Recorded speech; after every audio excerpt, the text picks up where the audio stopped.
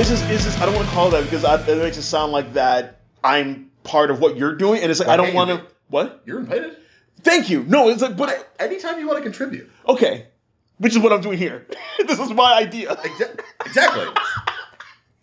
I want this to be a collective at some point. No, I get that. I guess I didn't want to presume just because I talked to my friend James, and this is like, oh, I see what you're doing. That's me, by the way. I'm James. I was going to do the blank check thing where we went to do. Okay. No, it's fine. You're right.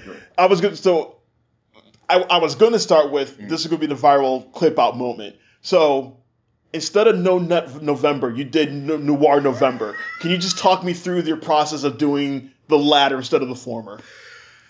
Yeah, I tried to go all of November without watching any film noirs. It's tough, I don't know. No Nut. Why are you gonna bring up No Nut? Why not? Oh God. They're both November, right? Yeah. Is that what do you want to just start diving there? No, I should introduce myself. I'm Tobi Ogunyemi, and this is my friend. I'm James Fichera. We've been talking. This is what we always do. We've been talking for maybe the past 2-3 hours. Yeah, just in general. At least 2 hours. We've already been talking. Yeah. As we do. But the reason I'm here, I'm always glad to come here, and I'm always glad to be invited here. Welcome here. But like the main thing is like you started. Well, you always on your Instagram, you always kind of just talk about films in general, but then you started doing. Is this a Substack or is this it's Substack, right? Yeah, it's a little bit of everything. Okay. Yeah, I don't know how to do things, so I just sort of did a Substack, and I have an Instagram for it. Right. So you're doing Midwest Kino, where you're going to have like all your thoughts into films into one particular spot. I started a page called Midwest Kino on Instagram like a year and a half ago. It was just that long? Yeah. So like when I first started it, I thought it was this year. Well, this year was like the soft relaunch. Oh, okay. But like when I first started it, it wasn't really meant to be much except for like mood shit and like me just kind of posting images of film or like shit in my life as it pertained to film. Me taking pictures of like a fucking foggy sunset and then me putting a picture of like the witch from the tragedy of Macbeth or something, whatever. And I just sort of fell off with that because I'm not that kind of person, I guess. I don't know. And I don't know, maybe 3 or 4 months ago, I got the idea of like, well, let me just use that Instagram page to post actual film writing because like I'm not like the kind of person who likes to write reviews or anything like that, but I do really like film history. Yeah. And I like writing about film history. Yeah, more like essays. More like... Yes, essays, more objective truth shit than like subjective opinions. So I started getting a little bit of a bug writing that kind of stuff. I actually have some essays like for like classes that I need to like polish and just publish because I think they're pretty good. Yeah. But that's so I started a Substack and kind of I cross post on there and on my Instagram page, and that's kind of what this is going to be too. I guess we can do this every now and then on my podcast with other people and just put it on there too. Yeah. But you're my guy, and I thought it would be a good idea for you and me to just kick this shit off podcast wise. Sure. What was the question? No, so the real question is, because you actually did do Noir November, and you watched a bunch of film noirs during that month. Yes. So I guess why, and I guess I want to talk into the overall apparatus of film noir in a minute, but it's like, why did you start with Noir November? So I barely have posted anything on like my Substack. Yeah. What this really all started with was I, on my personal Instagram page, really like to every month post my favorite first-time watches. Yes. Each month. Yeah. So like, and I kind of coming off the top rope as I feel like almost like as an idiot. It's like, oh, it's your first time watching this? What'd you think? I fucking love it. Every month, Toby just shows up and he's like, what? You finally watched The Big Heat? And I'm like, oh, okay. More on that later. So, every month I would post these on my page, but I wouldn't really write about them or anything like that. And then I was like, well, what if I actually did write my thoughts on these movies and maybe their sort of location in film history and still did them as like, hey, these are my favorite first-time watches of November of this year. And then that morphed into like, okay, we're going to start posting that on my Substack. I'm going to post that on my Instagram. What other things do I want to do? And it was mid-October at the time when I kind of started actually kicking things off, and I was like, well, shit, November's coming up. I should do a whole fucking thing about noir, because I love noir. And that's where you did distraction from No Nut November. Right, so like, I got really, really sidetracked with No Nut November. As we all do. Yeah, 100%. So, the idea sort of started as like, well, I should write about like my favorite noirs. And then I was like, wait, okay. people love to do the 31 for 30 horror movies in October. Yeah. Right? So this is a big thing, is like horror is such a prominent genre. I can take as you said earlier, a citizen off the street and be like, you want to watch like 31 like horror movies in October? And they're probably going to be like, yeah, sounds great. And like, here's a list, watch these. Okay, cool. But I'm not a huge horror guy. Not like in a way that I'm like, I hate horror, but like, just not I don't do that. I don't do the 31 for 31 horror thing. So I should say real quick, I'm at the point in my life I don't have any patience for people who just do not watch horror films. Like, there are people who will watch like there are people who are like, I don't watch the movies, but I'll read the Wikipedia entries of the movies. And I'm like, I have no patience. Just be an adult, watch the movies. I feel this way as well, but about all genres, right? No, like, all genres for sure. I hate when people are like, oh, I don't like this particular. Like, you're throwing away an entire genre. Yes. But like the horror genre gets bad, particularly. But I also think the horror genre is in a perfectly healthy place. Absolutely. Compared to other genres. Absolutely. So yeah, with October going on in the middle of October and Noirvember coming up, I was like, well, shit, like everyone's doing this for October. I'm gonna do like kind of a watch along guide thing for Noirvember as like maybe like an introductory course to the genre, because like, I'm sure most people know what film noir is, but maybe have only seen one or two like classics in their life. And like this was written from a place of like, let me introduce you to this, and not so much of like a, here's my edgy, definitive, like, personal take. It was more meant for the citizen. I ended up coming up with the idea, and then I was like, well, shit, now I got to pick 30 noirs, and I got to do write-ups on 30 noirs and why I picked them and what they add to the, and then I ended up like, well, I gotta fucking touch on what, neo-noir is. So I like did a little bit of like a write-up on what that is, and all of this is under one article in my Substack. Gosh, is it midwestkino.substack.com? I have no idea. We'll figure that out by the end of the episode. So can I ask you, I guess the first broad question, what did you come away with at the end of Noirvember? So I wrote about 30 movies before November 1st. I had all of them written in October. I did not watch all 30 of these movies. Many of these I've seen tons of times. Okay. I didn't need to rewatch Double Indemnity to write 2,000 words on Double Indemnity. Sure. I had that. But there were a couple that I wanted to brush. Like I hadn't seen Dark City in a while, and I wanted to throw that in there. I haven't seen that in a while so there's stuff like that. So as I'm publishing this on November 1st, it's already been published, obviously. And then each day I sort of shared one of the movies on my Instagram to highlight it. But while I was publishing all this stuff, I was also doing my own Noirvember on the side of me watching a bunch of noirs I had never seen, right? So I watched about like 15, 16 new movies to me in our Noirvember. And at the end of it, I came away feeling very bad about society and the sort of institutions that control us, the bleakness of like, man's place in like city environments, just all this kind of stuff. And very, very, very prominent this day and age. Yeah, well, that is another, yes, we can get into that in a minute. But part of the reason I wanted to do it was, like I said, like people like to watch horror movies. Let's like try this again with like a different genre. But like noir isn't that far off from what people want out of a horror movie, right? Like horror movies give you like, the darkness of man and violence and shadows and dark, all of that is in film noir. No, they're not like inherently like scary, but there's plenty of them that are really frightening. So I really wanted to steer people from horror into noir who might find something in that realm.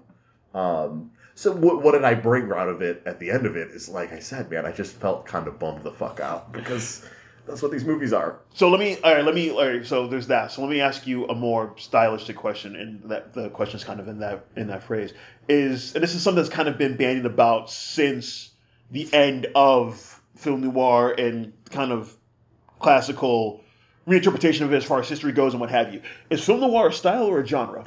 It's just a great question. It's something I've written about in my post, but it is a genre that's dictated by style. Yeah. Right? You can look at a Western, you can see a guy on a fucking horse with a revolver in a fucking a big desert vista and be like, oh, that's a Western. You can see astronaut with a laser gun floating through space. Oh, that's sci-fi. Noir's a little trickier, right? Yeah. Like, yes, you can see a black and white movie with a guy who has a fedora smoking a cigarette with a gun and probably assume that that's noir, but that's not actually what makes it noir. Because there are hundreds of noir movies that aren't that, right? Yeah. Sweet Smell of Success is a movie I watched for the first time this month. Really? Yes. What'd you think? It's a masterpiece. Yes. It's incredible. I mean, I love that movie in general. I love Lancaster in it in particular. It's one of his best. It is one of his best, but it's just like that's one I just like. I come across on TCM, I'll just slip right into. 100%. So I watched that movie, and it's so acid filled too. But it is. I almost wish it were a little bit more, but that's besides. More. Yeah. Yeah, we'll get to that. Okay, all right, go ahead. Yeah, we'll get to that because I want to talk more about it. But sure. like that is a movie that the characters in that movie are so dark, and they're so nihilistic, which is the word that I kept having to try and find different ways of writing because that is like the dictating word of noir. It is nihilism, right? Yeah. Is these movies are all driven by like man's disdain for man and the world around him, and also desires in that world as well. 100%. Because yes. it's funny, like. Not funny, but like your answer really emphasized because a lot of film noir comes from like the Eastern European yes. filmmakers who come over from the Nazi Germany, and they really come into the Hollywood system and kind of infiltrate their style and their technique into the Hollywood system. So we have these sharp angles, dark shadows, artificial or realistic or wherever they're filming, and that really emphasizes. The style emphasizes what we're feeling inside, especially at that point in time. Yes. From like early mid 30s to like the late 50s. Yeah, it's a really hazy sort of timeline because the term hadn't really been it's such a weird genre because like the term film noir was not used then. No, it's a retroactive term applied to American films by French people. Yeah. Like it's such a strange genre to try and put in a box. Yeah. But you're right. Like a lot of the your Fritz Lang, your Robert Siodmak, these are guys who came from Germany. Yeah, Murnau, 100%. Lang is kind of the god of it because he came to America and basically just made 1,000 film noirs. Yeah. And even his worst ones are kind of just like great to look at. But Lang is a guy who comes over, sort of injects his style into Hollywood. And I'm not going to say like he's definitely not like the guy, but like, you know, with talking about German auteurs coming over here, right? They're bringing their German expressionist roots to Hollywood, and instead of making in the case of like Murnau, instead of making like The Last Laugh, they're now making like a movie about like a guy with a gun who's got to track down like a dame. Yeah. But like they're shooting it like it's The Last Laugh. Yes. And the darkness and the shadows are like so exaggerated to the point where you can't help but be like, well, that's a new thing now, right? Yeah. Like, that's a genre now, right? At least like it's fascinating. It's a fascinating thing. And like the exterior matches the interior so well, especially in that time period. So it's like I know for my big thing for film noir, and I don't know if we talked about this before, but I don't know if we have. But it's like my headcanon is Orson Welles started film noir and he ended film noir because I love this. And Orson Welles is one of my guys. Not to go Mark Maron on you, but Citizen Kane is not considered a film noir. No, but like this is what I was saying. But the cinematic language of film noir.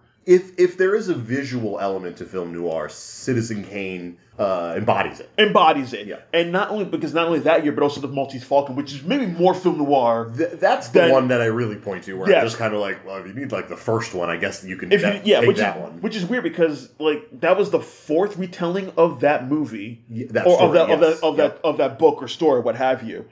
Because they did a couple of times, like never seen any of it. The Betty Davis one, the name escapes me. Like I forget what it's called, but like none of them were really that great. Like the Betty Davis is fine, but like none of them were really that great. Yeah, but like the Maltese Falcon is the one that really kind of almost looks like Seven Samurai will do in 1954, where it's like all those things about action movies. Great comparison. Had been done before, but that's the one where it's like it all comes together and it all fits, and it becomes a template of what's going to be done later. So like in 1941, we almost have, and it's funny enough, in 1941, like World War II was going on at that point in time. America officially, quote unquote, hasn't entered the war yet, but we're doing all we can to help Britain and the other allies. Which is all part of it, right? It's all part of Film Noir. World War II going on and us not being involved in it, like you say. At that point, yeah. That's all part of why these movies feel so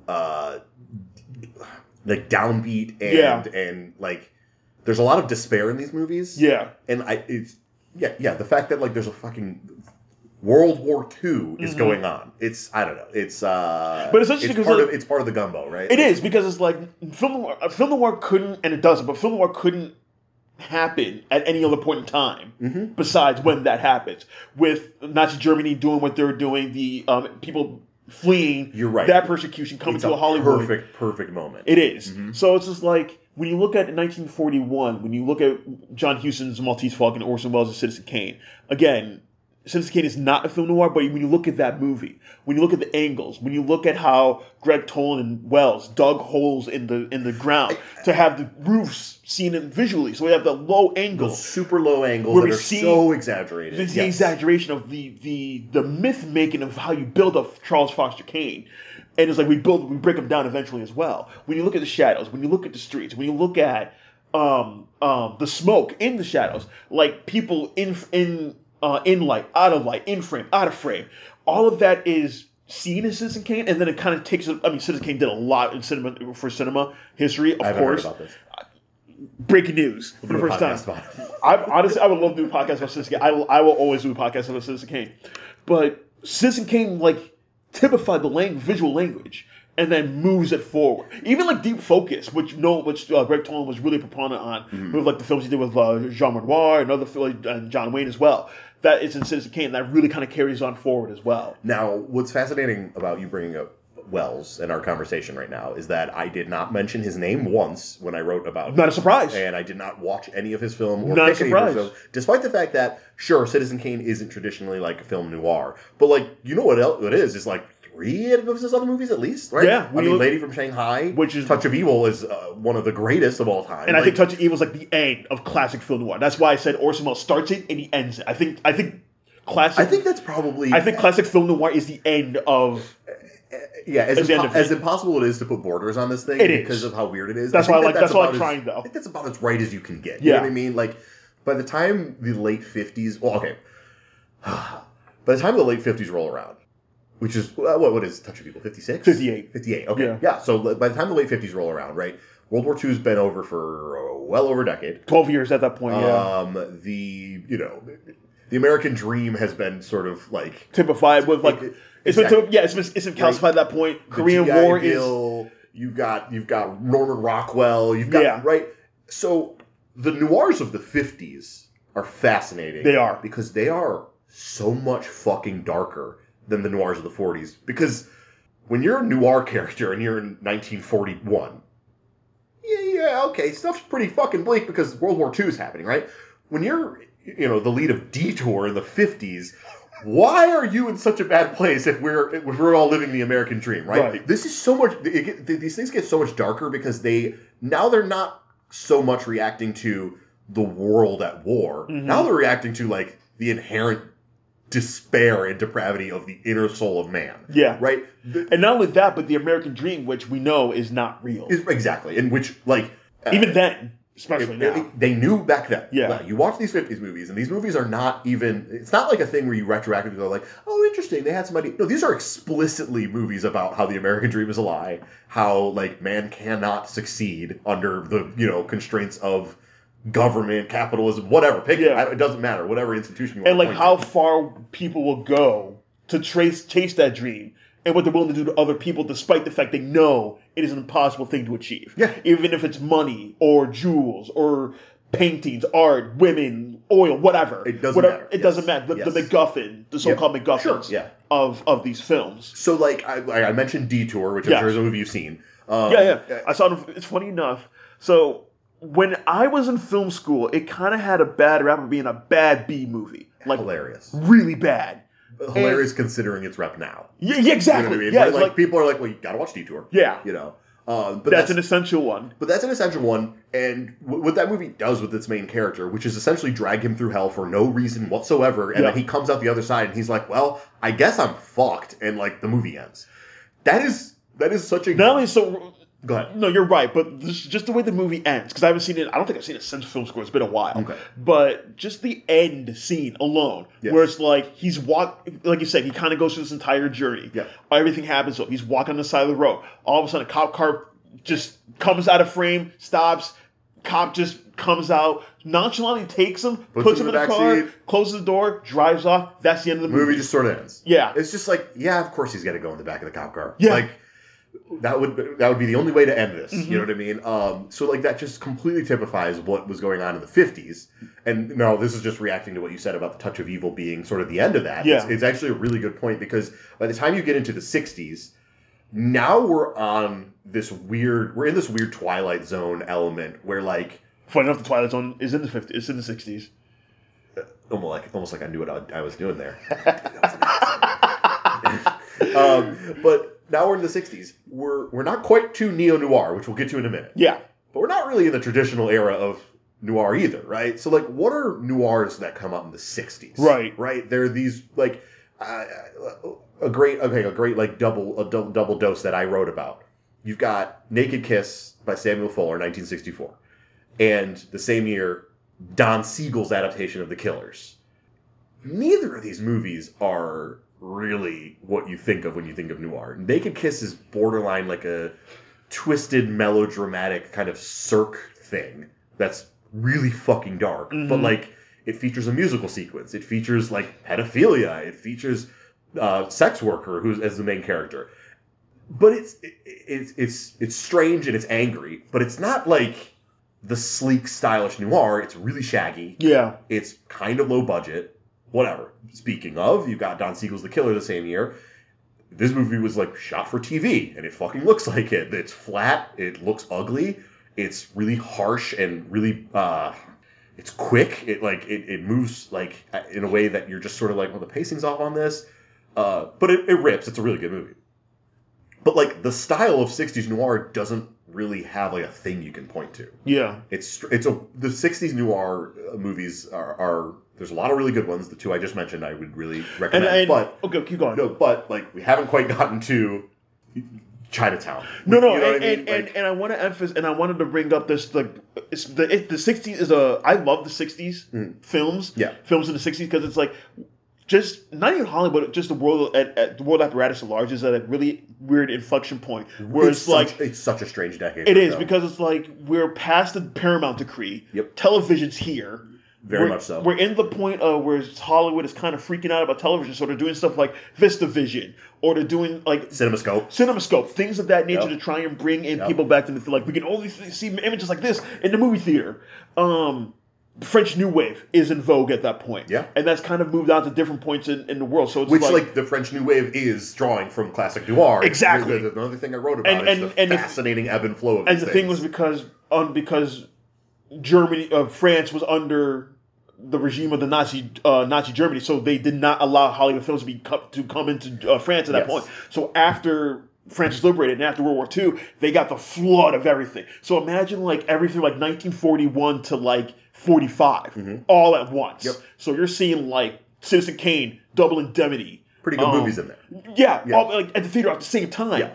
And that really influences what the French New Wave was about. Which totally makes sense for like how they view, like, you know, you see all of these movies in such a short span, you're going to have like some sort of thing, some thesis that you're able to build. Yeah. Which is where we get to the auteur theory and what have you. But it's just like, not only French New Wave, but then we're moving to like just European in general. Italian films start coming over. Swedish films start coming over. Spanish, well, I mean not Spanish because Franco is in power at that point. But it's like we get so many different films coming in. East Asian cinema is coming in now. And like the 60s are this weird inflection point, like you said, where it's just like classic film noir is done at that point. It's basically dead. It's dead at that point. Yeah. Because again, it's at that point, is it a genre, is it a style? And it's kind of done at that point. But it's just like, we haven't even got to like New Hollywood yet. Nope. Where that starts in like 60, I like to say 66 was The Pawnbroker with Rod Steiger. 67, of course, Bonnie and Clyde, and then we go on from there. Yeah, that's when it really blows up. Yeah. But it's like, if you look at 59 to 66, that like No Man's Land and what we're talking about, it is very strange. It's really weird as far as it goes. Because again, like you said, like we can have really pristine images like what Kubrick does for certain things, or you can have like really flat things like what television directors are doing, or what's going on TV, and then so it's like and I'm glad you mentioned those films because I'm sitting here thinking like what are the other film noir-esque films in that period? Well, if we're just talking about Hollywood, it's weird. If we do another movie I added was... we can spend anywhere, but go ahead. Yeah, okay, well then another movie I added was Jean-Pierre Melville's The Samurai. Oh, which is blending French New Wave and film noir, which are both speaking to each other in weird ways. Anyways, so you're right that the 60s is this weird middle ground, especially in America, where we haven't quite reached that creative explosion of new Hollywood. Right. And the studios are floundering. We're definitely well past the time of the studio sort of heyday. Yeah. So movies are kind of ugly and strange, and they're trying different things. I recently just watched Brigadoon for the first time. The Minnelli movie with Gene Kelly. Yes. Oh, I saw that one recently last year too. Okay, so it's in the 50s. Yeah, 54. That's in the 50s. But that's CinemaScope. Yes. And it's so weird because you're just they just couldn't move the camera. They just everything was a wide shot. Yes. And it's okay, I guess we're trying this, and it doesn't really look very good, but I do like watching Gene Kelly dance, so I guess that'll be enough to sell tickets. I don't know, but Sister Reese as well. Come on. Well, who says no? Who fucking says no? Jesus. But it's a weird time, and I think we can probably move into what neo noir is, and Well, I want to actually go back to classics for a little bit because we haven't really touched on the touchstones of that period. Again, I mentioned Citizen Kane, but again, not really film, but it's when you look at Lady from Shanghai, which I love that movie, but it is incomprehensible. It is out of its mind. Yes. Yes, and not only is it purposely incomprehensible, but it has the worst accent job in cinema history with Orson Welles. It must be heard to be believed. It's one of the most incredible things you'll ever hear. From a great orator from Orson Welles, which is the fascinating thing. But it's interesting because true. But it's interesting because that film is doing so much images, doing so much angles, and even the ending where he does kill the femme fatale in the blonde Rita Hayworth. Rita Hayworth, yeah. It kind of ends on a happy notice, kind of, where it's just I may have lost the love of my life, but it's I'm in a happy place right now. Maybe I can go forward from here. It's so strange. It is. Yeah, I mean, sure. Do you want to talk about more, just of the sort of foundational film noir? No, for sure. Yeah, I do. Yes, okay. And it's interesting because you mentioned Lady from Shanghai, but also The Stranger that Wells did as well is in there. Well, of course, The Stranger is a movie that I always forget about, which is rude because the movie kind of rocks. It's amazing. Really, really good movie. Edward G. Robinson, Loretta Young. Who says no? Who says no? Yeah, The Stranger is a perfect example of this. And like I said, there are. Wells's Macbeth is practically a film noir, with just the way that he uses smoke and darkness. Even this is how prominent it was in the time. Even Olivier's Hamlet is very film noir. Yeah, it's so it's interesting because it's very clearly no one was doing this in an attempt to build a genre. It was a trend. It was a trend. Exactly. It was a trend. It was a style. The way that 2010s blockbusters movies all look like gray soup. Yes. This is just sort of the trend. Our cinematographers are all obsessed with these shadows now, and whatever. So it's interesting that we now we lump these movies together. But I don't think anyone would call that Olivier movie film noir. But no, it's not. You can't deny when you look at it, you're like, oh shit. He's doing it. He's doing the film noir thing. Okay. No, and he treats his Hamlet as a film noir main character. Okay, quick check-in now that we're halfway into this conversation. Is it genre or is it style? What do you think? I'm batting it back to you now. I think you have the perfect answer. I think it is a stylish genre. I think it is something where, again, at the time it wasn't really codified as, again, like a Western or a musical or a screwball comedy or... no, of course. At the time, they didn't have the word film noir. No, they didn't. But it is something that is in the atmosphere where it's there is something that is percolating, not only with the filmmakers, but the audiences as well. Because the audiences love these movies. They're very much reacting to that. Yeah, they're if we look at one of the most popular ones you mentioned earlier, if you look at Double Indemnity, one of the best films ever made. I just really can't help but to sigh and just delight every time I hear the words Double Indemnity. I love this movie. It's and another one I'll get back to later, which is one of my favorites. Two actually, but Double Indemnity directed and was it just written by him, or did he have one of his partners at that time? Oh, he might have had I.A.L. Diamond on it. Probably they wrote 10 movies together. Yeah, but I think that was later. Anyway, co-written by Billy Wilder off the top of my head. Nominated for 7 Oscars, didn't win any, unfortunately. But he fucking co-wrote it with Raymond Chandler. Oh right? Jesus, yeah, that was Chandler's heyday. Yeah. My apologies. But I remember Woody Allen said something about that movie which really stuck to me, where it's just like that is the best use of shadows ever done in that film. Just the way like the Venetian blinds they bleed through, the way how dark the shadows are, the placement of the shadows, how characters move in and out of the shadows. It is not even a contest how well that movie used darkness. Yeah, there is a brief scene in that movie. I'm talking like maybe 3 seconds tops, where Stanwyck is pacing back and forth, explaining to Fred McMurray either her past or her anxieties about her husband with the insurance or something like that. Yeah. And her shadow is so deeply black on the wall behind her, following her back and forth with that fake wig. It is the most like obvious, like, she's a problem. You know what I mean? Like the film is pointing at her being like, she's no good. Yeah. And like, it's just brilliant. And that is literally maybe 3 seconds of the movie. And it's like, I just love how visually rich and dense the film is. Where, again, like I said before, like the exterior matches the interior, and not only the interior of the movie, not only the interior of the interior of the movie, the interior of the audience and the world at large at that point as well. Because this came out in 1944. Yep. The European theater is almost a year out from finishing with Hitler's suicide and Germany's surrender. Yep. But it's like what we see in regards to on screen is just like how dark this world can be, and how do we navigate through it. How do we navigate through this temptation of there's this beautiful woman I want, but I know she's bad for me. Mm-hmm. But and again, just talking about Double Demi in general. But it's just like I see the errors and I see how the system kind of works, and I think I can beat it. But you don't understand how the overall apparatus of that system can work as a whole, because there's so many moving parts that are working on their own agendas against you. All of this is absolutely true, and what makes Double Indemnity is that it is framed from a man giving this confession about what happened as he dies, knowing damn well that like none of this was ever going to work out, right? Yeah. That is the built-in pessimism of like what all of this is, right? Yeah, not just Double Indemnity, but in general, like the pessimism. We're not watching the movie thinking like, oh man, is he going to pull this off? Are they going to? No, the movie starts saying like, this guy's bleeding out, giving like a confession. Yes.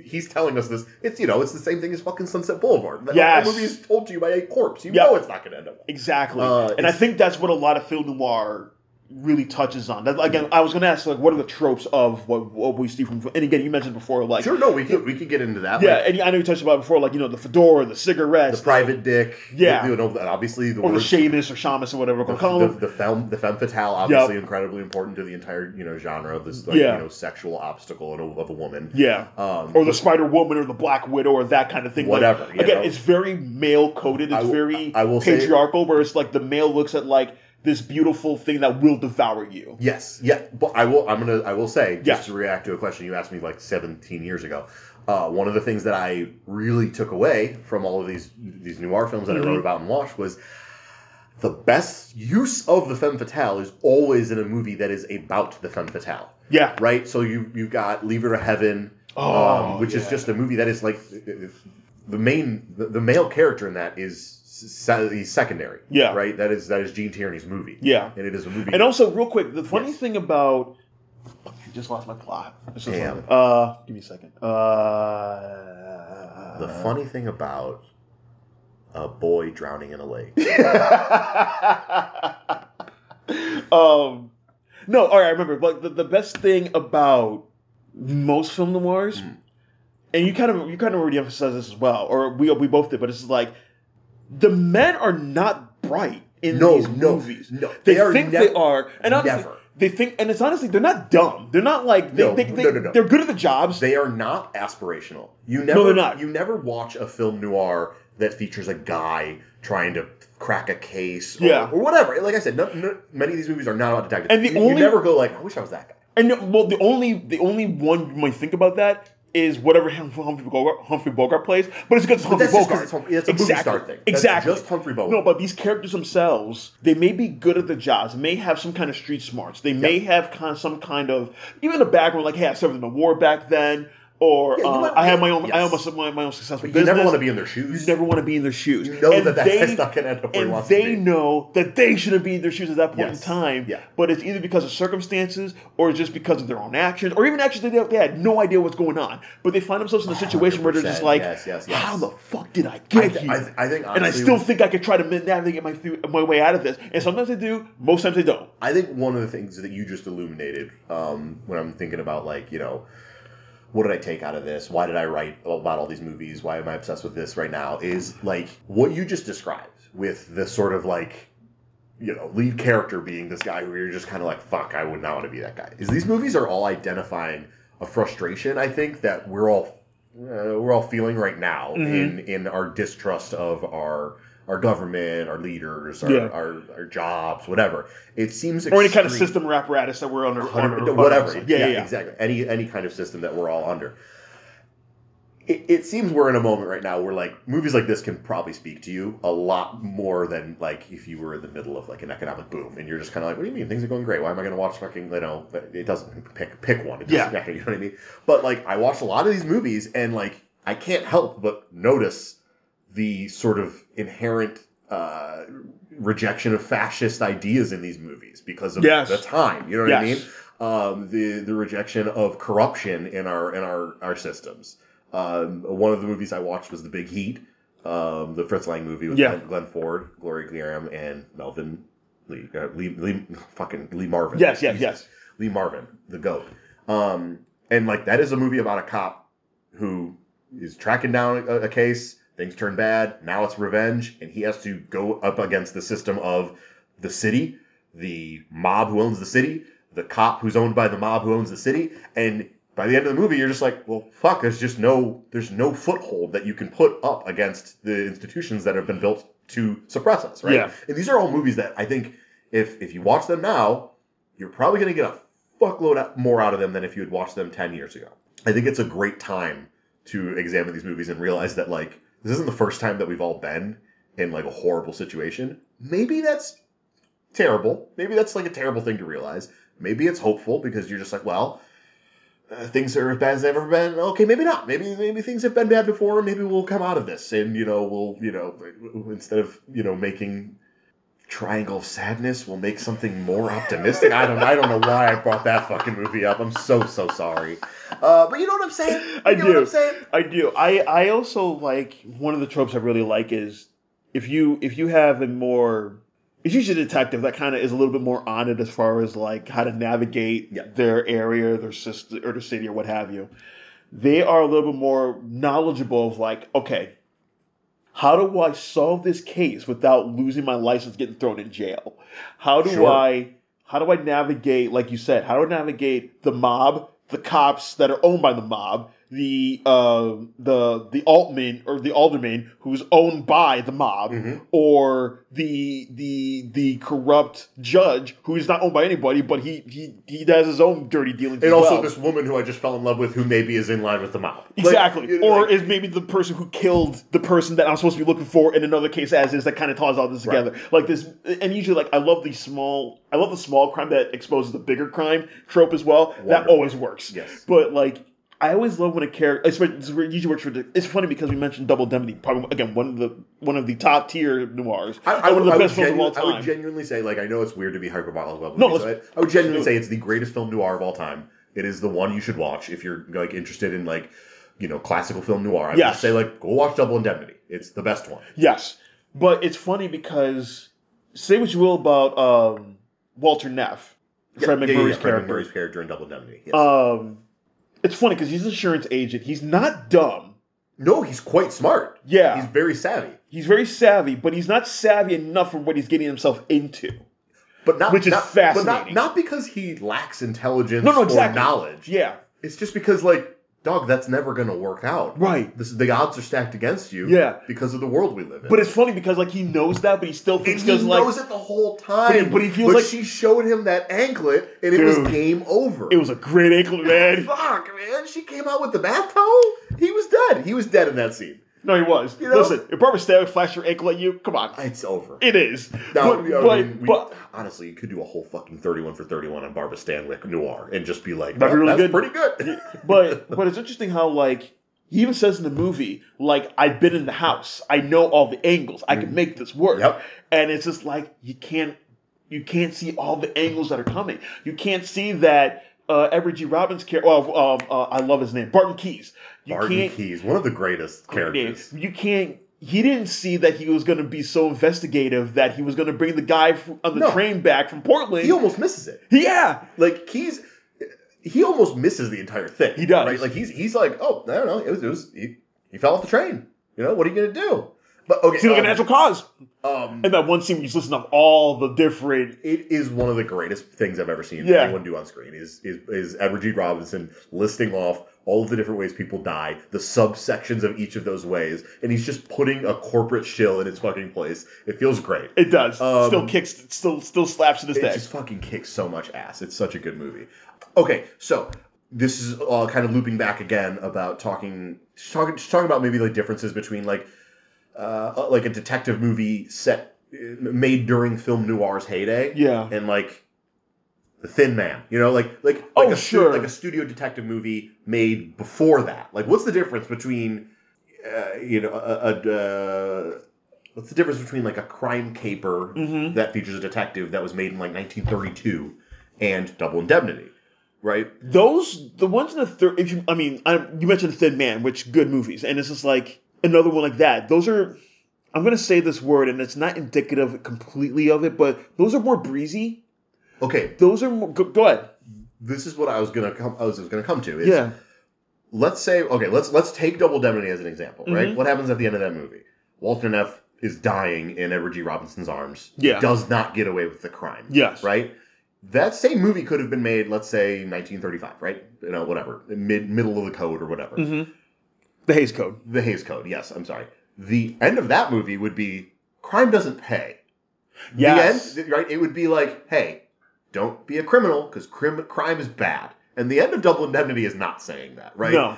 He's dying for much more nuanced reasons. And those movies are so much more interested in the whys, you know what I mean? Like, why would a person do this? How would they end up this way? It's not as pat as like a studio detective movie from before that. It's a major shift in like perspective. Yes, and that's a good way to put it. It's better than when I said breezy, because when I say by breezy, it maybe because The Thin Man is breezy. I am, and I think that's what I'm thinking of. But I'm thinking like if you just look at stereotypical like crime drama from like the Hays Code from like 1932 onward.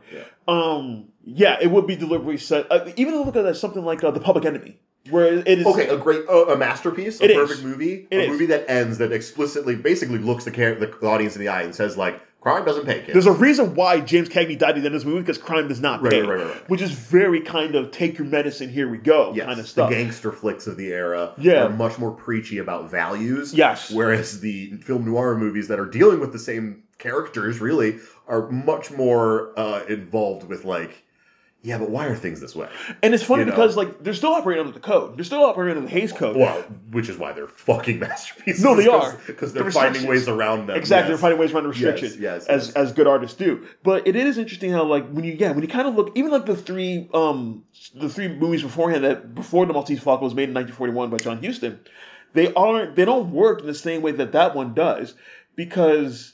Well, like, what happens at the end of Maltese Falcon? Like, what is this? This is the thing everyone's chasing. It's the stuff that dreams are made out of. It's such a great ending. And then we see the elevator close on Mary Astor's face, which are like barred doors, and it's like it doesn't have to explicitly say it at you. Yes, it can. The visuals are so good at that point. Yes, and they're at a high point. They can tell you that none of this was worth anything that you just saw. None of this was worth it. And like the beauty of the end of Maltese Falcon is that it is explicitly telling you like.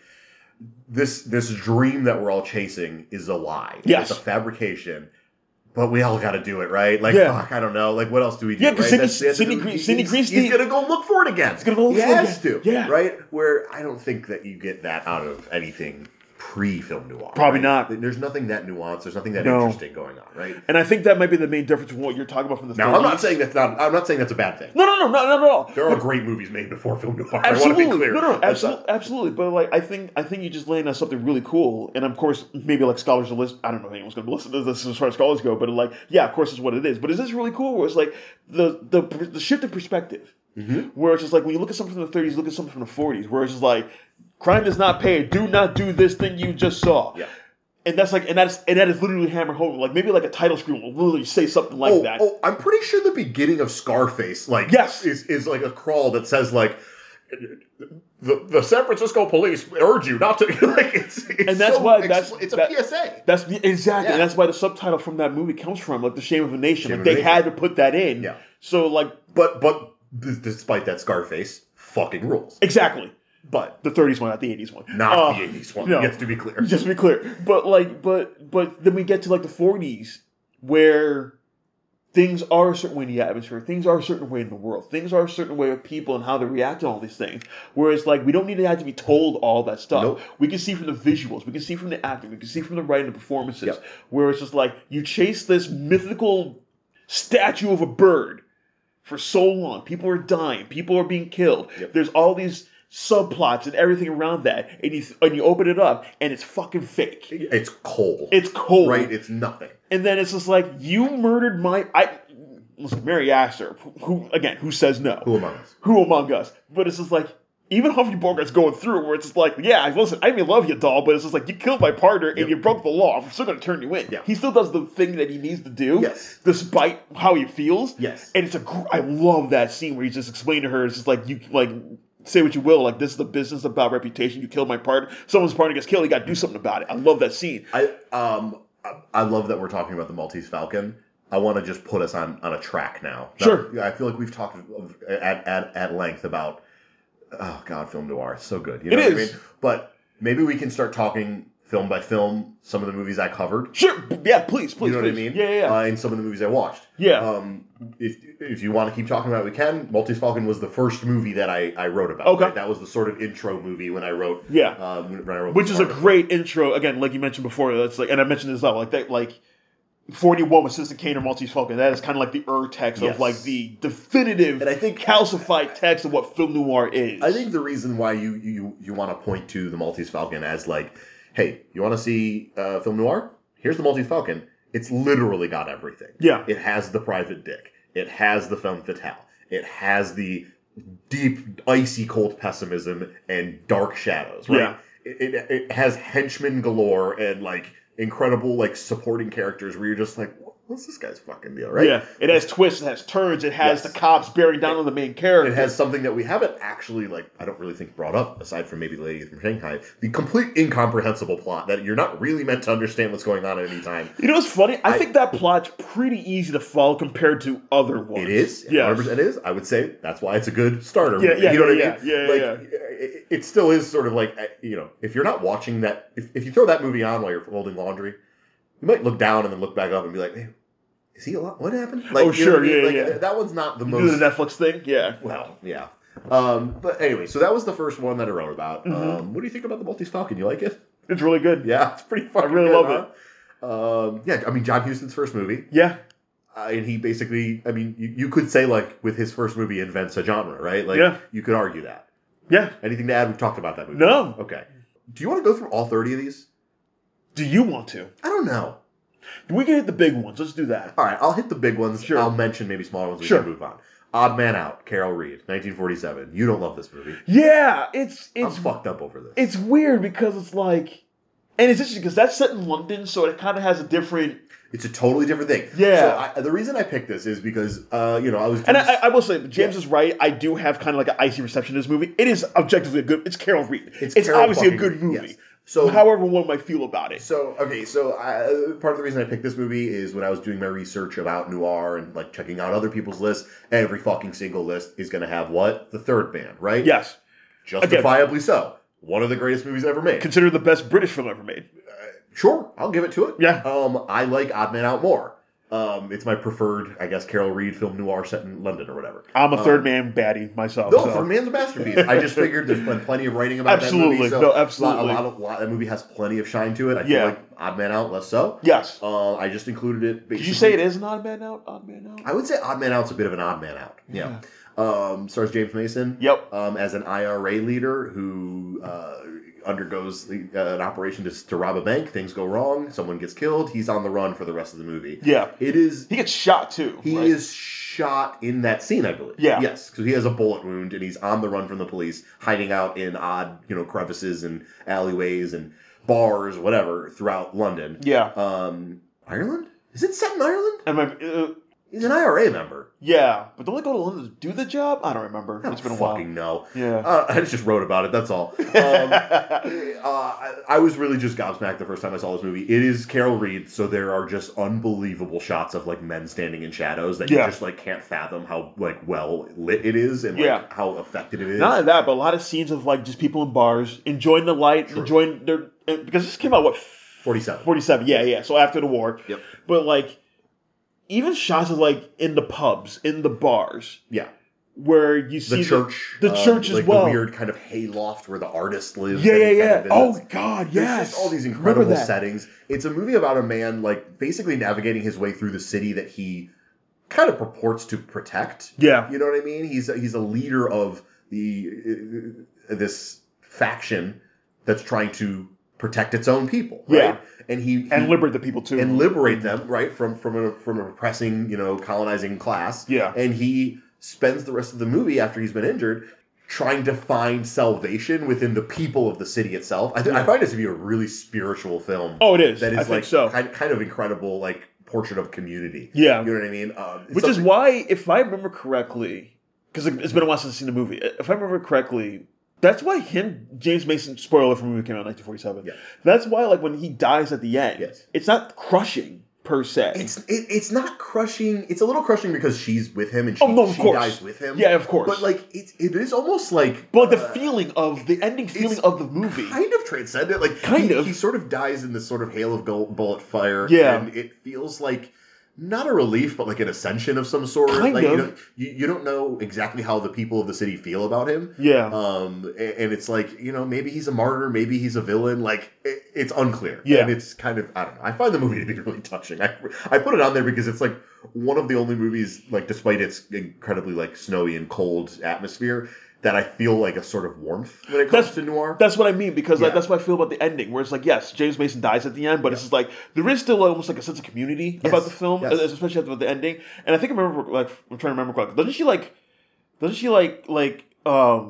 jump over his dead body? It's oh my gosh, she's mourning him. I think she stands in front of him as they get shot or something. Okay. It's something like that. Something like that, yeah. So even that doesn't happen in Hollywood. Fuck no. So it's just even just that warm kind of She makes a choice. That warm kind of loving choice of the main character. Oh, it's great. Is really kind of something that we just don't get in Hollywood, like we said. I love it. I love this movie so much.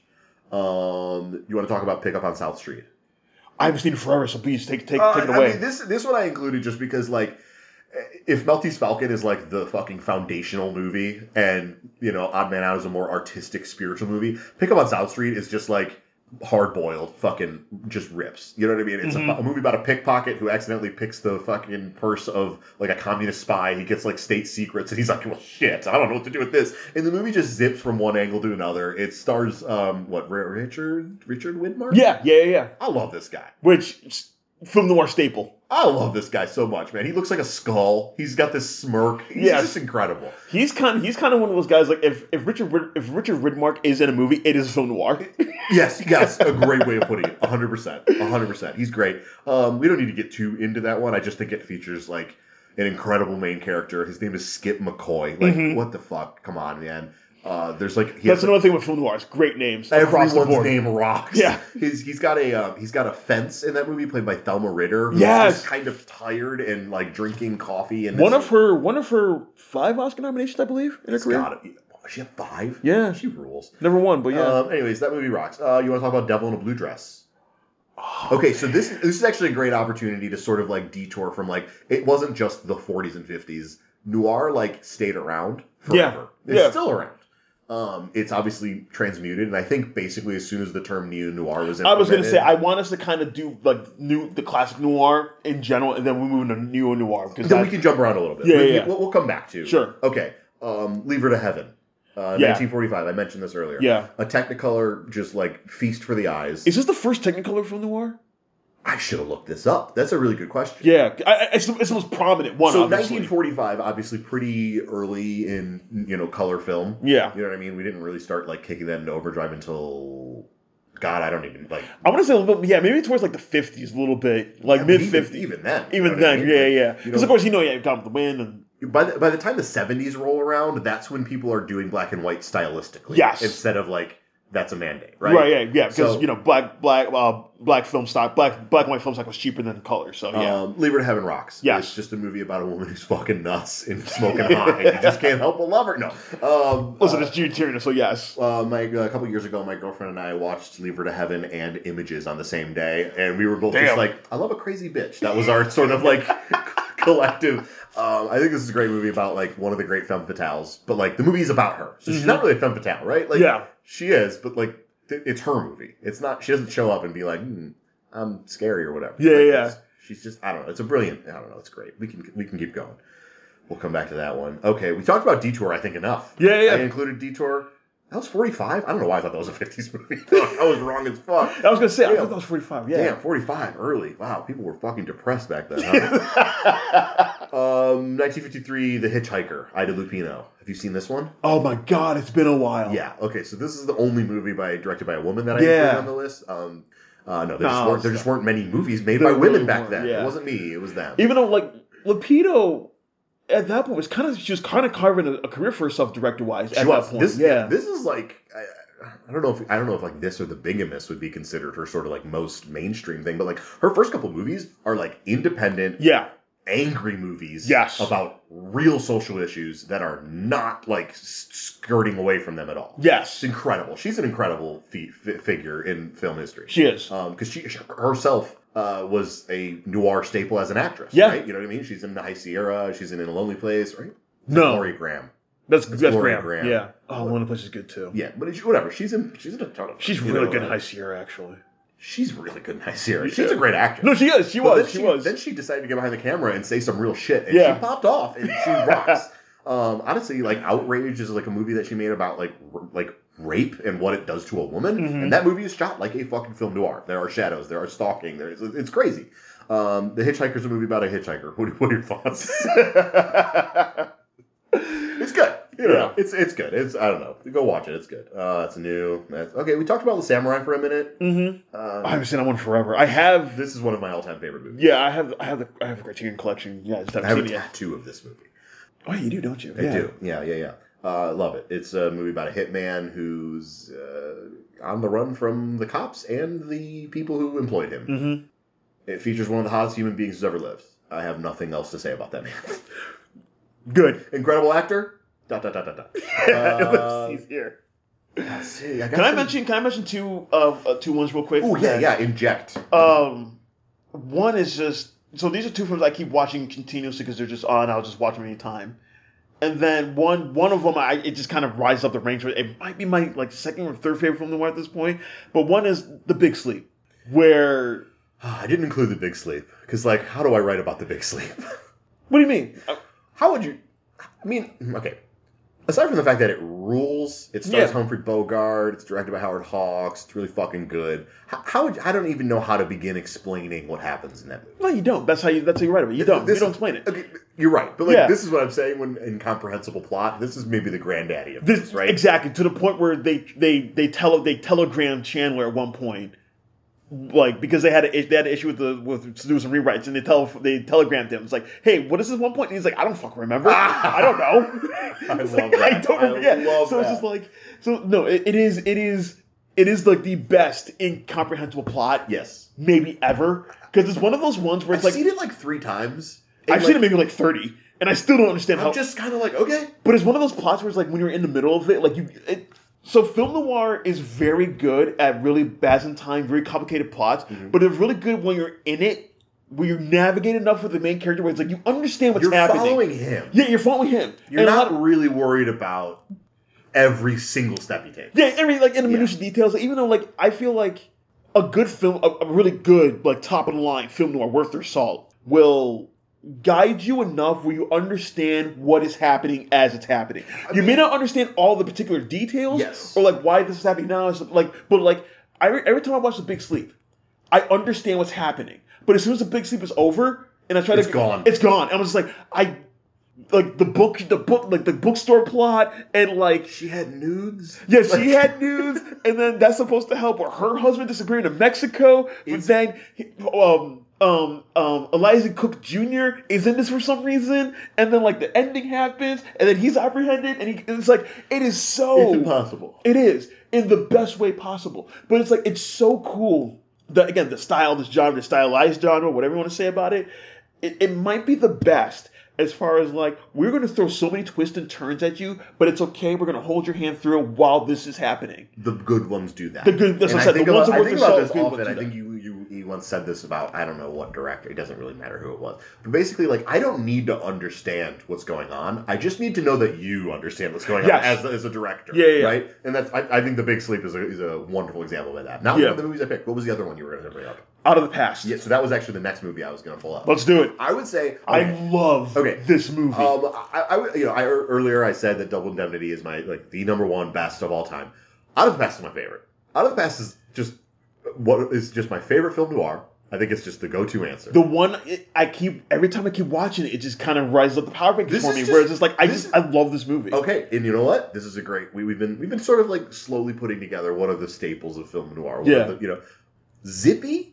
Yeah. Sizzling dialogue is very important to film noir. Yes. And none are better than Out of the Past.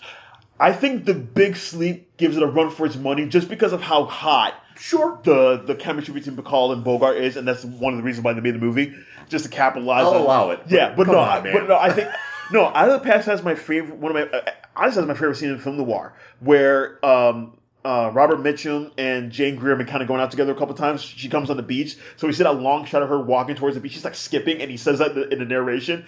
And they come together, and he's like, "Oh, I didn't know you were this short." Like, "Oh, I'm taller than Napoleon, cuter too." And they kiss, and I'm just like, I can rewatch that scene the rest of my life. I love that scene, and it does something that we haven't really talked about per se.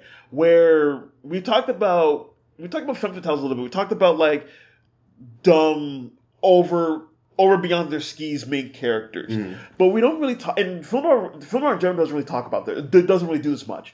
But I don't know about you, I love the beginning of the Out of the Past because it seems like Jane Greer and Robert Mitchum are actually in love in the beginning of that movie. Where it's just like love doesn't really come into the conversation. You're right. Sex does.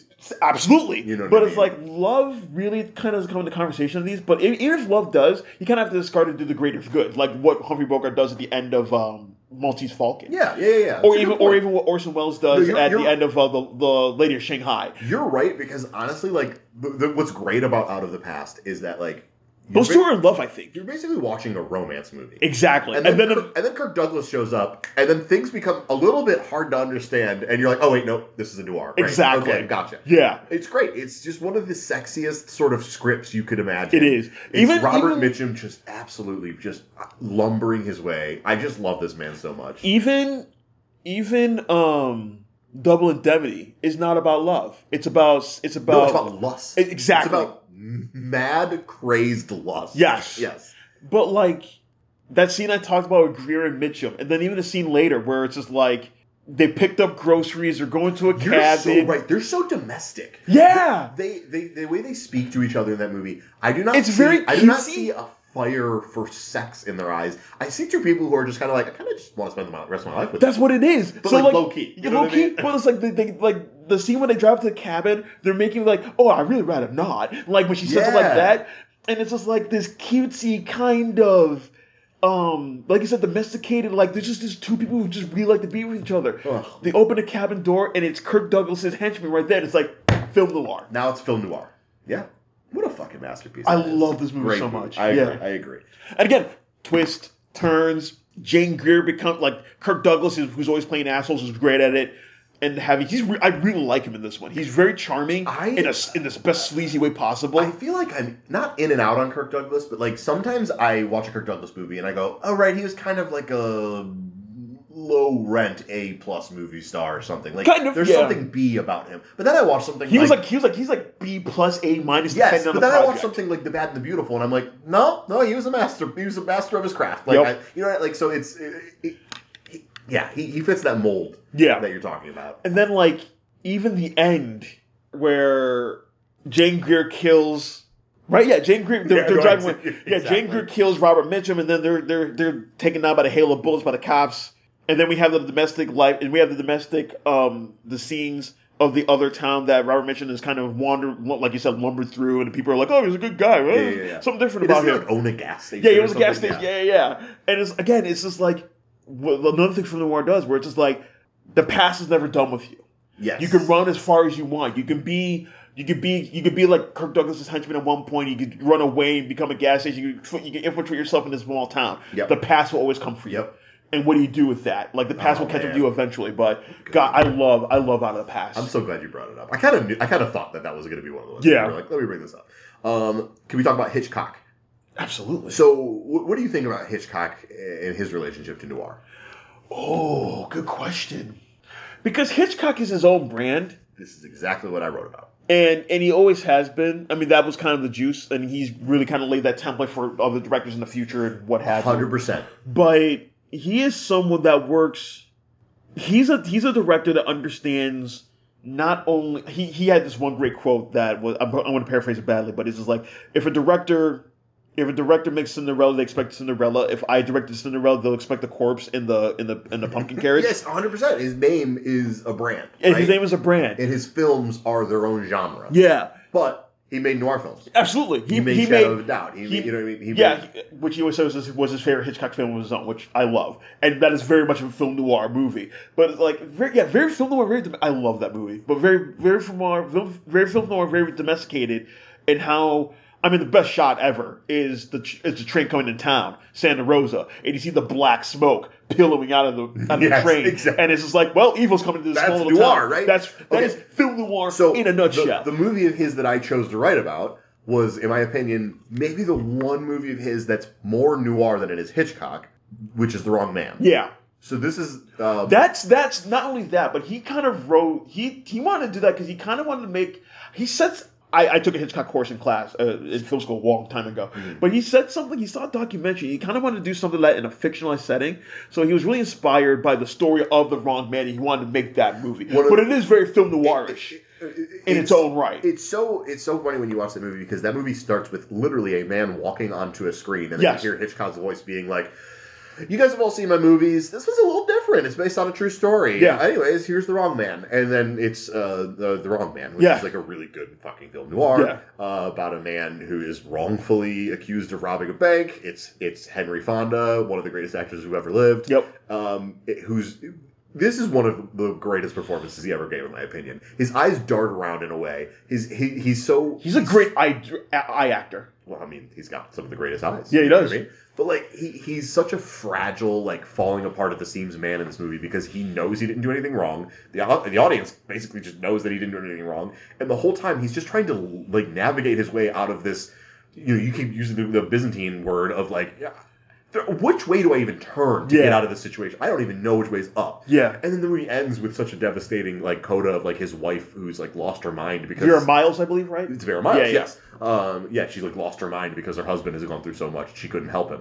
It's such a weird Hitchcock movie because it's, like, it's touching, it's not heavily stylish. There are, of course, Hitchcock. There's that great shot of his face in the broken glass. Yes. Unbelievable. But, like... This movie's like 2 inches away from being directed by like a journeyman, like noir guy. Yeah, it's really, really restrained for Hitchcock. And it's interesting that Hitchcock always challenged himself. He would always find challenges like that for himself every once in a while. Like, what if I stepped in this mode? What if I stepped in that mode? I mean, again, you mentioned Shadow of a Doubt. You can also even mention. We kind of touched on that a little bit. Like, I Confess. I was going to ask you, do you think I Confess is a film noir? I kind of think it is. Yeah, you can make a case. At the very least, it's a movie about a man struggling with his own morality in the face of systems, right? Yeah. You know what I Yeah, mean? yeah. Like that's a great movie about a guy who's weighing his own faith with his own life. Yeah. And like you can mention the case the same of like Rear Window. You can make like that has film noir aspects as well. You can make the same case of Vertigo. Vertigo for sure. You know? What had it's just interesting because most Spellbound, even Notorious as well. Notorious for sure. Yeah, it's just most of these movies that we're mentioning are much more Hitchcock than they are film noir. Right? Yes, like because I was going to say like I confess, maybe not, but I was Man. going to say it's interesting because like it almost reminds me of how like Alain René is not considered French New Wave, but he was part of that. He was in there. He was, yeah. You're right. But his films aren't considered French New Wave per se, because that kind of starts like 500, not 500 blows. What was 400 blows. 400 blows, sorry. You did 100 too many. Sorry, Truffaut. But like there's another film like that Melville did that was kind of considered the start of it, and Renee was just kind of like in the ether per se. I feel like Hitchcock is kind of in the ether per se. Right. He's so big, he can't really fit into like film noir per se. He's his own genre, right? Right. And it sucks because I always said this as well, because like I wish the alternate history was, what if Hollywood just embraced Orson Welles and just gave it? It would rock. It would be so cool if he was allowed to make a movie. Yeah, just make. When I went through watching all of his movies, it was genuinely maddening every time. Where I was like, which cut of this movie do I need to fucking watch? Because every movie he made had 16 different cuts because he wasn't allowed to do anything. Yeah. And it's funny because, like, even if you look at, again, I mentioned before, like, how Citizen Kane is almost like the Urtext that year of film noir. And how Citizen Kane is noted as, like, one of the best films ever made, which it is. It's not even his best film. It's not. No, it's not. It's not even his best film, but he improves it on it immediately, film, like, stylistically wise, with Magnificent Ambersons, which has not as much film noir, like, language in it, but it has some in it. In there, which I think is really interesting. But like I say that with Wells because it's like Wells has never given the embrace of Hollywood. No, he wasn't. He was always on the outside. Yeah, to fulfill like his what's full his potential. most Hollywood movie? Citizen Kane, right? Like funny enough, yeah. Or honestly, The Stranger, because he took that. Yeah, probably The Stranger. He took that as a dare, where it's like I can make a movie that not only Hollywood embraces but can make money, and he did. He sure as shit did. Yeah, with that movie. But I just bring Wells up in general because it's like I mentioned like how Wells like is the beginning and end of film noir, but like. Because he wasn't embraced, he can kind of fit within the scope of film noir. Hitchcock was embraced. However, his misgivings as with certain films and producers and whatever. But he was fully, so it's like he's almost too big. I agree. To be in film, but and that's not to say he doesn't have film noir aspects, or he hasn't made film noir films in general. Hell, even Marty, you can kind of say is a film noir in like '63. Yeah. But it's just like. But yeah, you're right. Like most of his movies. Hell, Suspicious the same year as 41 with Citizen Kane and Maltese Falcon. I mean, that's probably the most noir movie. Yeah, right? so that's another one. But like, it's interesting to kind of consider what Hitchcock is because like Hitchcock is a Hitchcock, man. Exactly. Moving on. Yes. I chose a little hidden gem. Have you ever seen the movie The Face Behind the Mask? This is Peter Lorre as a Ukrainian immigrant whose face is disfigured. He has to wear a mask. Oh, yeah, I mean, I don't... So this is 1941. This is like one of those ones where it's like, oh yeah, this thing's like barely ever saw the light of day. It's like 60 minutes long. It's pretty scrappy. But it's fucking noir, man. Like, this is a movie about a, like, kind of optimistic, do-gooder who moves to America to pursue the American dream. I think that's literally in, like, the script of the movie. Is he's just like, I'm here for the American dream, please. And, what American dream, please? And he's disfigured. He has to wear this weird mask, and he is rejected from society. So guess what? He turns to a life of crime. He becomes a mob boss. He falls in love with a blind girl. He has a little City Lights romance. It's pretty cool. And he has a fall from grace. And it's, like, very like it's very like plug and play, but like the reason I kind of added this in was for something we were talking about earlier. Is this is a really similar story structure to something like Scarface, to something like Public Enemies, where it's like, oh, okay, this guy kind of rises up through the ranks, becomes a mob boss, and has this fall from grace, right? But this movie is dealing with much more stylistic extremities in its lighting and its performances and stuff like that, where you're just like, okay, 1941, it's not the Maltese Falcon, it's pretty scrappy, but it is there, right? Like, that's and honestly, kind of that's something we haven't talked about. It stars Peter Lorre, who's like a fucking again, noir. That's another one. If Peter Lorre's in your film, it's probably noir. film noir. Yeah. The only one maybe Casablanca, which again has a lot of film noir aspects in it. Film noir, yes. It's like film noir adjacent. Yep. But that's another thing we haven't talked about as far as the tropes real quick, where it's just like, a lot of these men, the main character men, and women, and especially women as well, because unfortunately women always feel this way in general in society, but a lot of the main character men are in society, but they don't feel of society at the same They're time. outsiders, yeah. They're outsiders. Yeah, even the ones who are not. Like, exactly. I talked about the big heat earlier. Yes. There's a cop who's like, ugh, everyone's corrupt but me. And it's like, okay, man. Like, or even like private detectives, where it's like there's a reason they're not in the force. Yep. There's a reason there's a reason they're the private detectives, and they're so determined to keep that license because they don't feel like they can integrate themselves in society. Or even the fact why we have femme fatales, because they feel like they can't go anywhere else in society. Yeah, so they feel like they have to go like either this other dark rally or they have to go like this other venue they have to go down towards. Like it's a case where it's just like, yes, we have built the society, but it's just like, what is it really about though? Is it worth anything that if we can't help each other within it? Yeah, they're really like the really good ones are very like apt at dealing with like social isolation. Like, feeling like you're not a part of this greater thing that we've all built, right? And that's why it's so good. That's why film noir has to be set in a city, because you can feel so lonely. You can feel that. Does film noir have to be set in a city? Is a great question. I think it has to. Have I mentioned one that hasn't been? I think it has. I mean, there's of course stuff where it's like. I think it has to. I think if the movie's set in a fucking like, well. A lot of these movies have scenes where they're set in like the countryside. I was thinking more of like small towns, but like even that, like the idea of a small town, film noir, like The Naked Kiss. Yeah, or again, The Stranger. The Stranger. Oh, yeah, okay, sure. Maybe those aren't big cities, but like they have a main street. You know what I mean? They have a city center where people gather and stuff. Yeah. So you're right. Maybe cities are a foundational part of film noir. You're right. They have to be, because like this man-made structure that we made, that we like ideally, again, it's ideally part of the American dream. This is supposed to work, and a lot of times it doesn't. It just doesn't. Yeah. Let's go overseas. Yeah, please. 1949, Stray Dog, Akira Kurosawa. Oh. Now, Kurosawa. God, I haven't seen this in forever, but yeah. I hadn't either. I had to read. This was one I did have to rewatch when I was doing my write-ups. I was like, man, I haven't seen Stray Dog since fucking like about a million years ago. Kurosawa was a guy who anything he touched was golden, and he could dabble in basically any genre, and it worked. There was a low point in his period around like late 60s, early 70s. But he was barely making movies at the time. Sure, it's a low point, but it's like he made like 2 movies that like were like 3 stars instead of 5. You know what I mean? Right. I don't know. Listen, Kurosawa's again, if I'm doing the Mark Maron thing, Kurosawa's one of my guys. Yes. Hall of Famer. So Stray Dog is kind of his dry run for High and Low. I realized when I watched this because it's so procedural. This is just like one of the great pitches for a movie ever. Is like, this is a movie about a cop who loses his gun and he has to find it. And he has to work his way through like the Tokyo underground. Stars Toshiro Mifune and Takashi Shimura.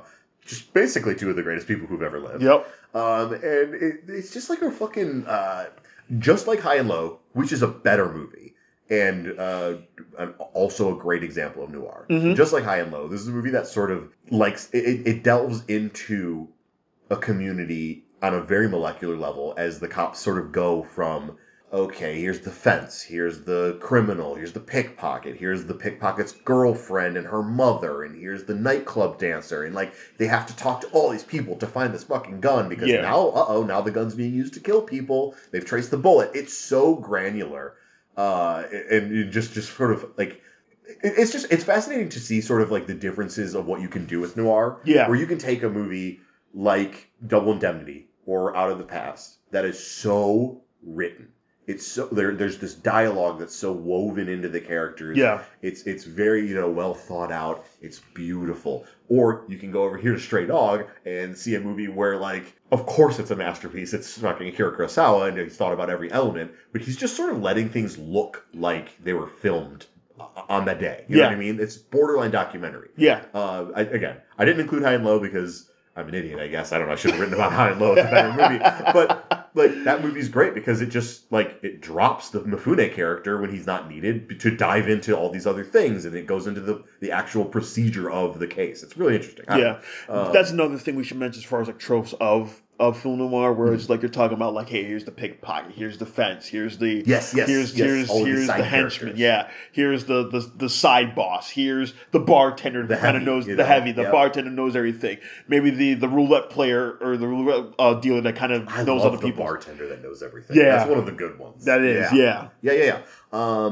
All right, next up is some... The secretary of the Private Detective. You gotta have the secretary. Yeah. Yes. Oh, my Whatever God. Dorothy Malone does in the Big Sleep. I fucking love the Private Detective secretary. These are some of the great characters. They are. Whatever Dorothy Malone does in the Big Sleep, which is great. God. All right, next up is some piece of shit called Night of the Hunter. We can skip that. No, just kidding. You want to talk about Night of the Hunter? One of the best...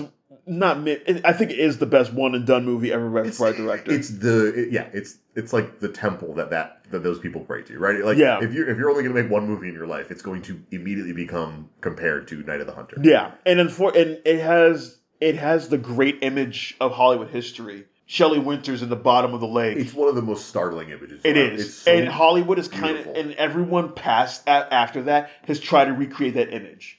To some degree or another. It keeps but it keeps popping up over and over and over. And it's like that it's where did this come from? I don't know. I mean, I'm sure that like there are millions of podcasts and books and essays and shit written about this, but like, what do you mean? Like you're Charles Lawton. Yeah. You're one of the great character actors. One of the great actors. Yeah. You're up to that point, yeah. You're this big jowly man. And you're like, I guess I'll make a movie. And it's genuinely one of the most insane things I've ever seen in my life. Yeah. There are shots in this movie where you're just kind of like, why did you do that? That's crazy. And it's amazing. The porch scene with the light? Good Lord. The porch scene where they're looking at the horizon and you just see the small figure of Mitchum on horseback. Yep. Haunting. What are we doing here? Haunting. When did Lawton die? That's a good question. I don't know. Did he just make this and then, like, be like, I guess I'm out? Like, I wish... And it's funny because I remember reading about the... And again... I cannot stress to anyone listening to this who hasn't seen this movie or has seen this movie or whatever. It doesn't matter. It doesn't make any sense to me that someone could have this in their wheelhouse and just make it one time. Like, I think... I remember reading about this a long time ago, and unfortunately I don't remember, but I think it was something like, it just didn't make enough money, so that was it. And it was just like, he tried to get other projects going before, and it just fell apart for some reasons or another. I know. Could you imagine if he made like 5 movies? But it's like, no, oh God, I know, right? You know what I mean? If he was just like one of the guys. Yeah, he was just one of the guys. Oh. But you watch Night of the Hunter. I feel like it's almost like The Godfather, where it's just like, if you watch either of those movies, it'd be like, I get pop culture. I get where a lot of it... There's so much. I get where a lot of this...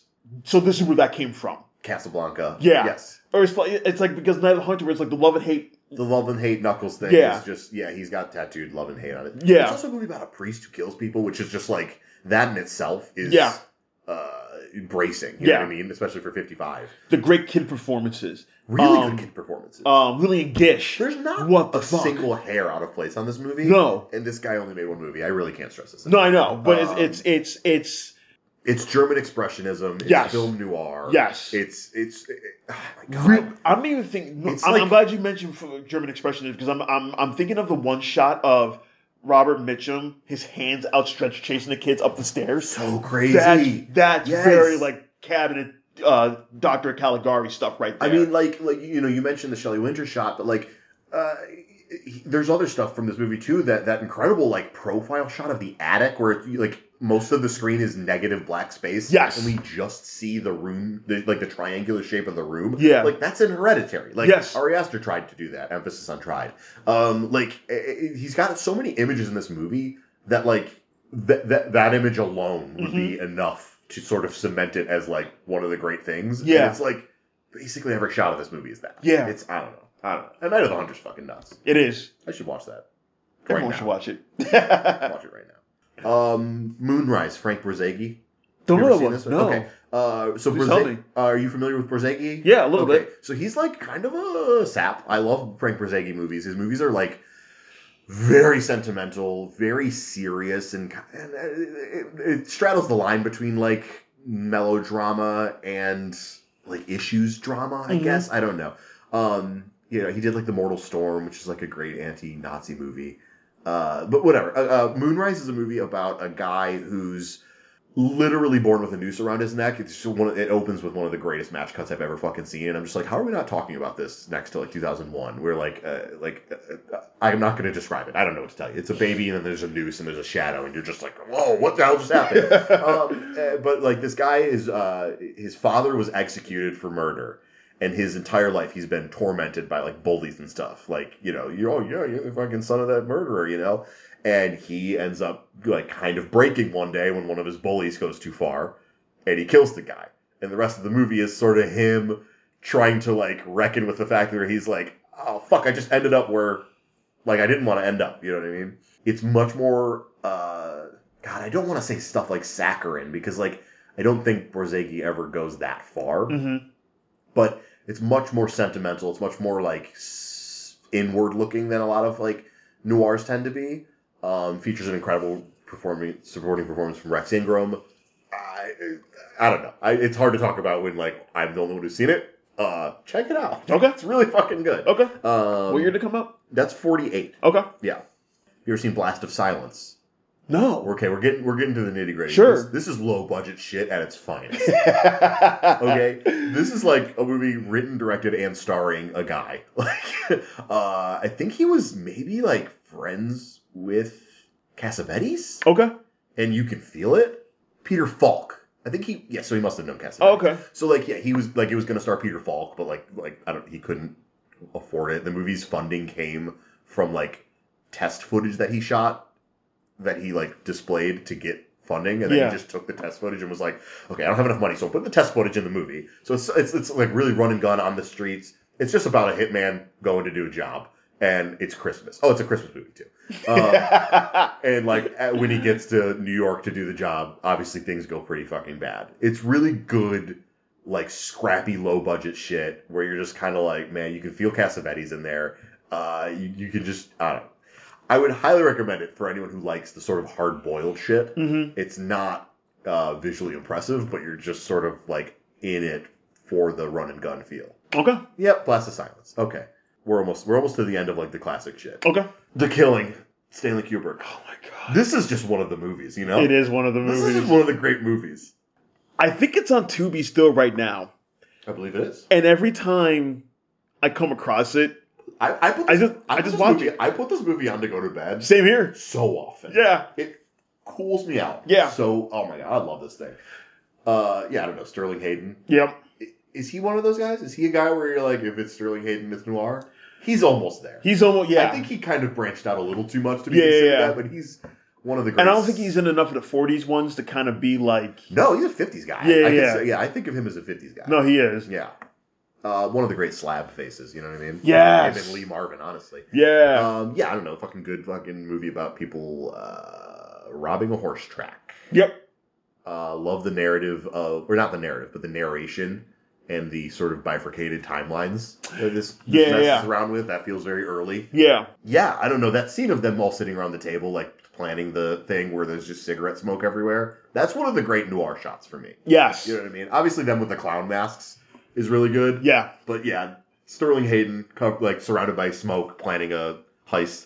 And okay, the reason I picked this is because, like, if we're talking about nihilism, the last line of this movie, where the money, spoiler alert for 1956 is The Killing, they don't get away with it because the bags of money are opened by like a dog who runs by. So what happens is Kubrick's so good at this. Like they're at the airport. It's I forget the actress name unfortunately, but it's Sterling Hayden and his girl. Yep. They're at the airport and they're going back this back. They've got the bag of money. They got the bag of money. With they're about to fucking get on the plane. Yeah, but there's this whole back and forth. There's like the red tape of like, oh, you need a ticket for this. Like it's way too much. You got to get this instead. Yeah, it's like, can you really get he doesn't want to check the bag on. Right. You know It's I mean? like, can you ask the manager? It's like, yes. oh yeah, that's fine. We can do that. And it's like, the cops are on the way. Yes, exactly. So all this is going on where he's like, yeah, that tension building up.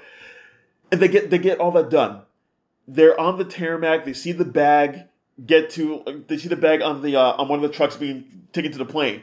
One of a passenger's dog, a little shitty yippy ass dog. Exactly. You know, that's what's so great about it is it's not like Fido jumps out. You know, it's not a Jack Russell. It's this little Pomeranian or some shit. It's the worst dog you can imagine. Runs out. Distracts the driver enough where the driver swerves that's away. What it is. He swerves to not hit the dog. Swerves not to hit the dog. And the woman whose dog's like, oh my god, no! Yes. The bag slides off. The money just comes The bag slides off the truck. The latch, he had a problem with the latch in the first. Again, Kubrick's really good because I think it shows he seeds this stuff really well. The latch unbuckles, and then the money just kind of pours out, and everyone's like, "Oh my god, what the?" And then what's great about it is the wind from the jet engine like blows the money everywhere. Exactly. The cops show up. Yep. Sterling Hayden. Oh, go ahead. No. I just want to say, like, my favorite part of this whole thing is just the shot. It cuts to Sterling Hayden after the money is blown away. This tight medium shot, and you just see his entire face. It's just done. Just exactly. He's just like. Well, and this is what I'm saying. This great final line where the cops are just closing in on him. The money's blowing everywhere. It cuts to him and his girl, and he just goes, "What's the difference?" And the movie ends. It's so good. Yeah. What's the difference? It's so fucking good. Whew. So Kubrick did that, and he did Killer's Kiss. Killer's Kiss, which is more low rent. But like, I like Killer's Kiss. I do too. I love them both. Yeah, there's some good beauty in that movie, I think. Okay, I got one more, and then we can shift into neo-noir, and then we can kind of wrap things up. Yeah. Dark Passage. Oh, I haven't seen that one forever. So this is one of the Bogart and Bacall movies. Yeah. I only include Dark Passage, Key Largo. Yeah. The Big Sleep. The Big Sleep, of course. I mean? Yep. Have and Have Not. Yeah. Is that the best one? Are you a Big Sleep? You're a Big Sleepy boy. I am. Okay. No, but listen, they're all good in various ways. They're all really good. Key Largo's amazing.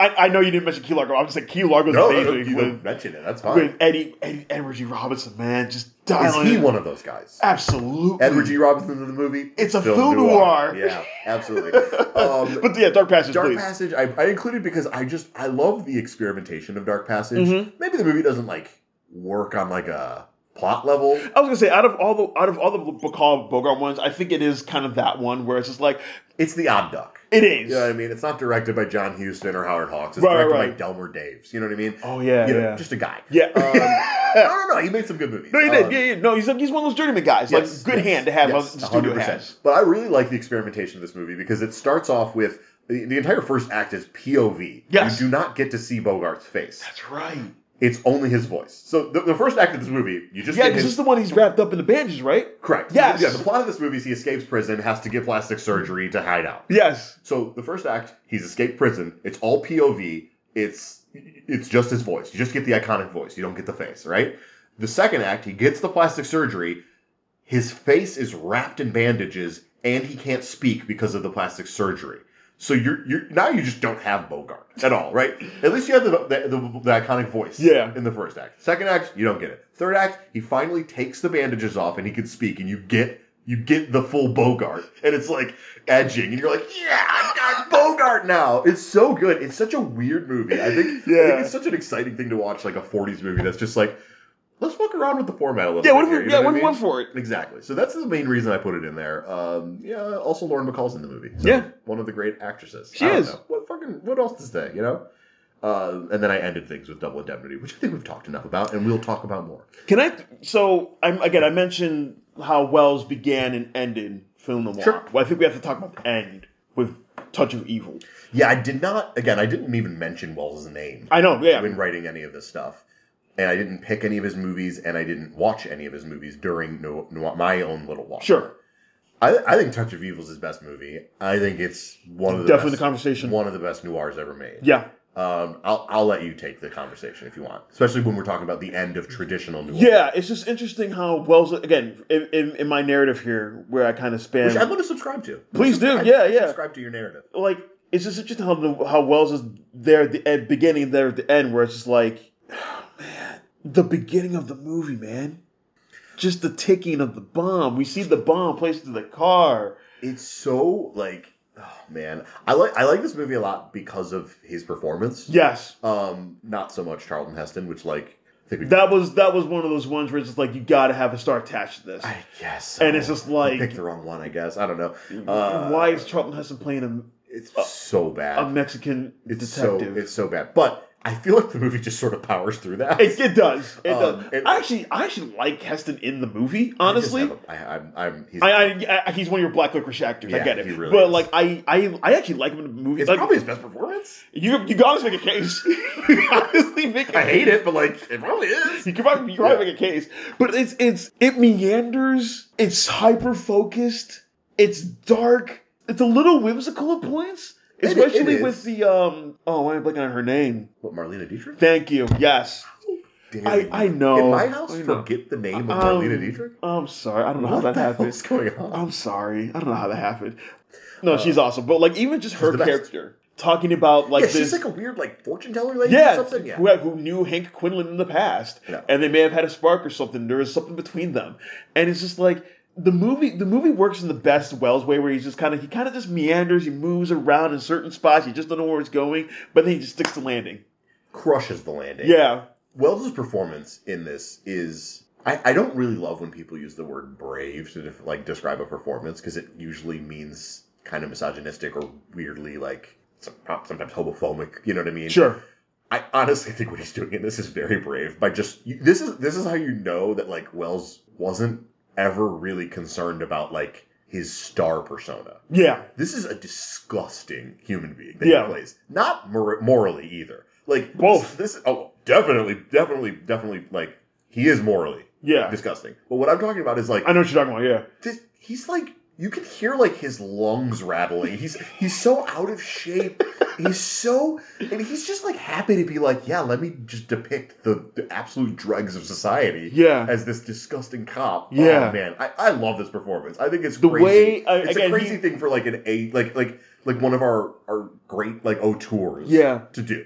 He pulls all the stops. He uses the low angles. He uses the way we frame. He goes out of his way. The way he frames them. The way he lingers, like you said, just the way he walks, the way he lumbers, the way he speaks, the way he breathes. The way he breathes. Yes. All of it is this decaying. Hank Quinlan is this decaying system itself. Yeah, you're right. Of how this barely moves forward. Yeah. And how the progression of time is just takes him out. Yeah. And it's and again, like you said, once you get to the 60s, you get in this weird period, but it's I don't know, the way the movie ends is almost a great way to end classic film noir. I kind of agree. I the more you talk about your theory about this capping off the sort of end of the first wave of noir, I love this idea. I think it's a great pitch. Because especially as after, because that's 58, so new wave, French New Wave is here. So French New Wave next year. Yeah, exactly. French New Wave is coming. It's right here, which is influenced by this stuff. So it's film noir. It's where else you go after Touch of Evil, and then take a break. Got to take a break, and that's what happened. Yeah. So now we get into neo noir. Now that's not to say that there weren't noir films made. Absolutely not. And like you mentioned before, in the 60s there were some. Yes. Yes, 100%. But yeah, let's talk about neo noir. Yeah. So this is I don't know. This is a fascinating evolution of a genre where I feel as soon as neo noir is born, it's only neo-noir, right? Yes. We don't ever get a tradition of noir ever again. I don't think you can. You can't, right? Yeah. You can't look back. Again, because again, like we mentioned before, the people who came over and who brought their style made that. The time in the world when that was happening. Right. It was just the perfect nexus of things happening to make it. Right? The perfect storm of all that 100%. Stuff. We can't have that again anymore. So neo-noir is sort of this offshoot of New Hollywood, basically, right? Where all of these new radical filmmakers are given they're given a really long leash to kind of do whatever they want, and they're pushing boundaries on the kind of stories you can tell and who can play these characters and all this stuff, right? Yeah. And when we get to neo-noir, what we're getting is both remakes of noir films and new takes on the different genre. radicalizations of these right, of all the tropes that and especially all the tropes that we've mentioned throughout this entire time, where it's just not only what can we do with those tropes, but how can we spin them on their head, or how can we deconstruct them, right, or how can we play around with them in different ways that have been done before. So stylistically, what are we talking about? Classical noir, dark, shadowy, Venetian blinds. Yes. Neo-noir, often very bright. Outdoors. Lit, set in L.A. Yep. Very modern look to them.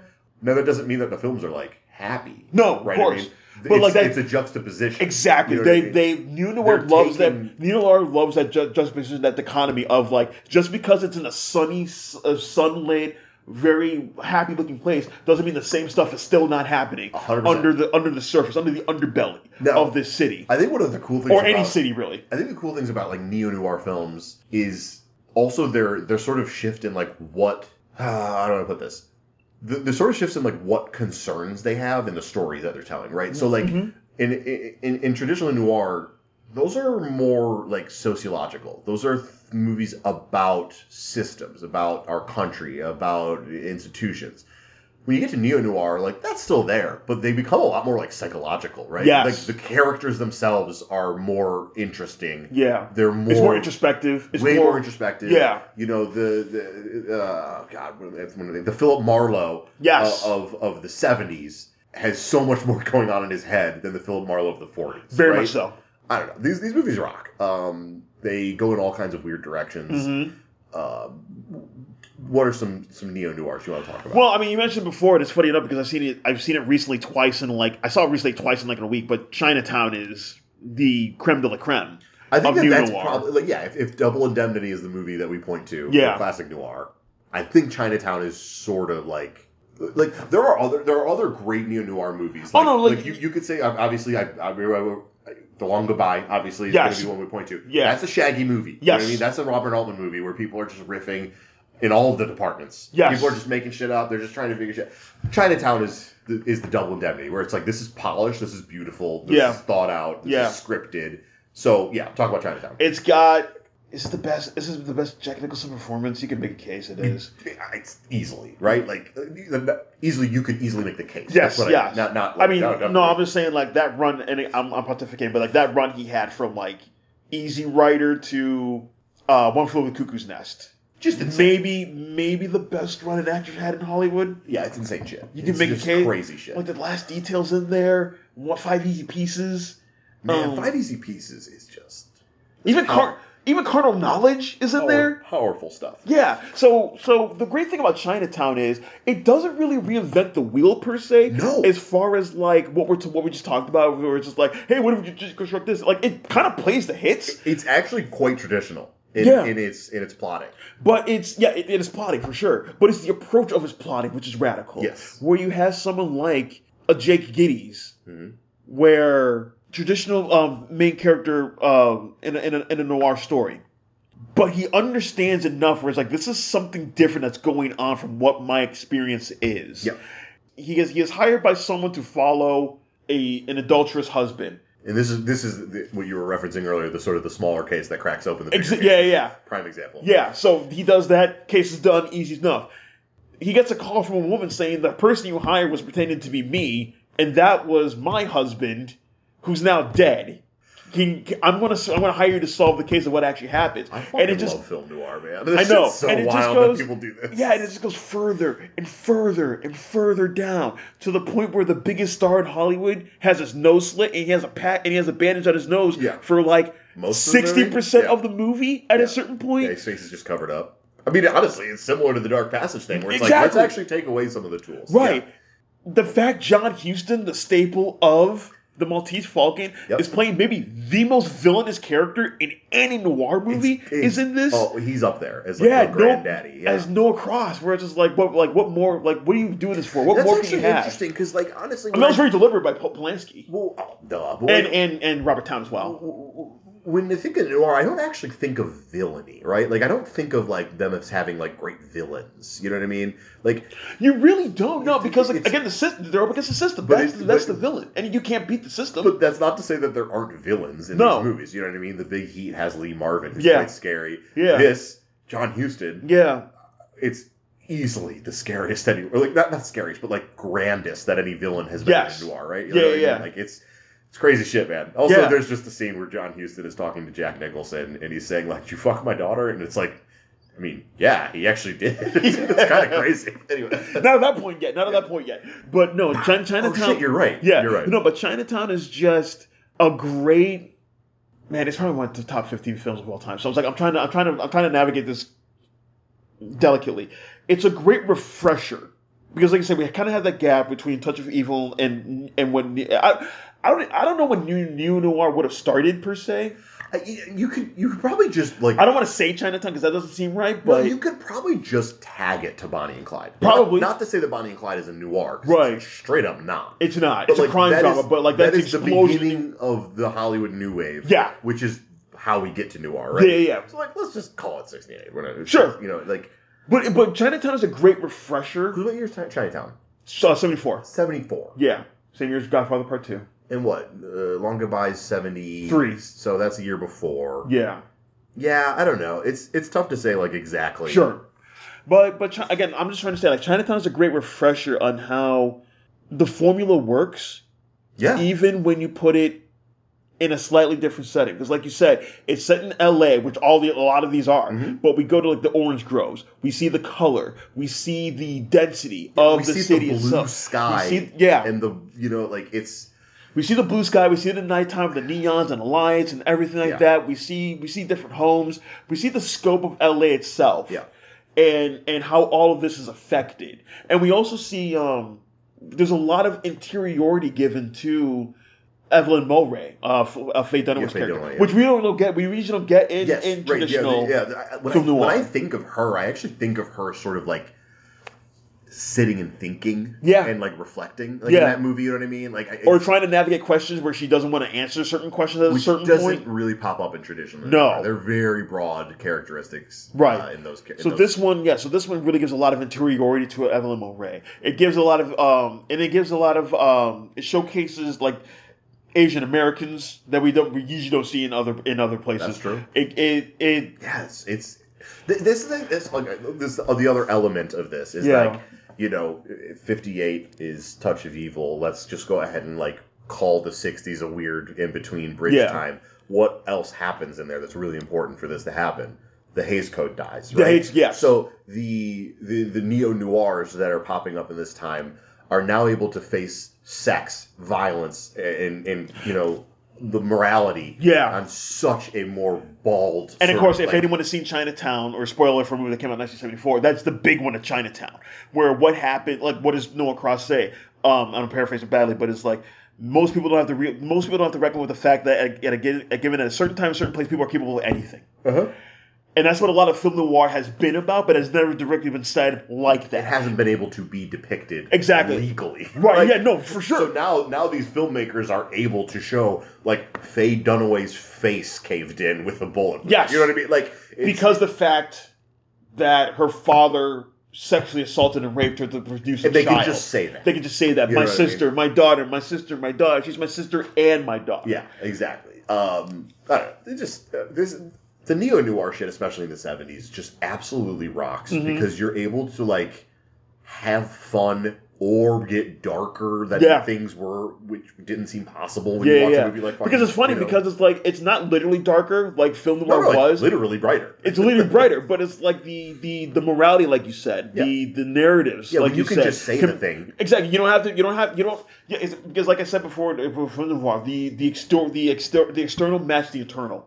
Yes. That's taken away now. Yeah. The external could be whatever we want. Yeah. Now we can go as dark as we want. Yeah. Or like you mentioned in The Long Goodbye, where it is like it's kind of shambling, shaggy. Let's talk about The Long Goodbye. But it's just like the ending of that really hits. It's like every time I watch The Long Goodbye, I'm just like, what the fuck's going on? Okay, sure. Not in a bad way. Yeah. By the way, Long Goodbye rocks. It's Robert. You should mention you're wearing a Robert Altman t-shirt. I'm literally wearing a Brewster McCloud shirt right now. I like him. But like, the ending of Long Goodbye just hits so hard because it kind of comes out of nowhere. Yeah. But it's also seeded throughout the rest of the movie that this kind of thing would happen. Yes. Things I love about The Long Goodbye. The Altman sort of experimentation of this film is so fun. Yeah. One of the cool things is a thing that we haven't totally talked a lot about is like narration is a huge part of noir, right? Mm-hmm. You get these characters narrating like their stories in this very sort of depressed or tired or malaised kind of way. Yeah. And like the weight of the world on their shoulders. You can just hear it in their voice, like in these 40s movies and these 50s movies. Altman decides to do something way more fun in this, which is just to have Elliot Gould mumble out loud his inner thoughts, right? Yeah. So like you don't get the narration, you just get Elliot Gould in the grocery store mumbling out loud what's going on. Yeah. And it serves the same function. Yeah, while he's shopping for cat food. And he's got the great catchphrase, that's okay with me, lady. You know, like it's so funny. And the other cool thing about Long Goodbye is that really cool trick he does with the music. In just constantly playing the theme song through different mediums, yes. Whether it's elevator music or a funeral parade or on the car or whatever. That's really cool. That's just Altman shit. He is like the complete package when it comes to like new Hollywood fun. You know what I mean? Really cool. Other big one I want to talk about. Yeah. Night Moves, Gene Hackman. Oh, yes. This is just neo-noir to the bones, right? Yeah. This is the sunny, like, we're in Miami. Yeah, we're We're Florida. We're flying Florida. We're on the water. Yeah. What do you think of this movie? I haven't seen it in a long time, but every time I watch it, it's like, I love this movie. Yeah. Yeah. This movie has one of my favorite lines ever in a movie, where Hackman and his wife are arguing with each other, screaming at each other. He grabs a glass and slams it into the sink, and then turns the garbage disposal. Yeah. So there's this rattling, horrible glass in the garbage disposal while they're screaming at each other, and she yells to turn that thing off. I can't hear myself think, and he turns it off, and there's a beat, and Hackman just goes, "That must be nice." And it's just the most 70s shit ever, where it's like, I wish I couldn't hear myself think. You know, like, it shit rocks. And Hackman, of course, absolutely sells. Yeah. Oh, man, that's some good stuff. It's a fucking movie about a private dick who has to find a lady. Yeah. Oh, a girl. Yeah. That's not, there's weird pedophilic shit in this. Who's the girl again? It's Melanie Griffith. That's... I was going to say, yeah. Yeah, little baby Melanie Griffith. James Wood is in this movie. Mm-hmm. He's really good as, like, a weird, like, skeezy engineer. Features one of the best downer endings of this genre, which is built of downer endings. Mm-hmm. That's another trope. The movie should end and you should feel bad. Yeah. That's kind of a noir staple. Yeah. But that's one thing that carried over from classical to Neo. Yes, that is a through line. Yeah. Yeah, I mean, Chinatown, of course, one of the most iconic. Forget it, Jake, it's Chinatown. The ending of Night Moves is an incredible visual sort of representation of the circle the drain energy of life. Yeah. Right? It's literally like, you're going to bleed out, you're going to die, and you're going to just eventually end up in the grave, and none of it's going to amount to anything. Nope. Oh, why are we covering this genre? It's really bumming me out. Because the movies are good. Because I wrote about all this shit. That too. God, I should do a fucking month of rom-coms, you know? Honestly, I should do a month of musicals. I'm watching a ton of musicals right now. Are you? Yeah, I'm just watching Donen and Minnelli movies.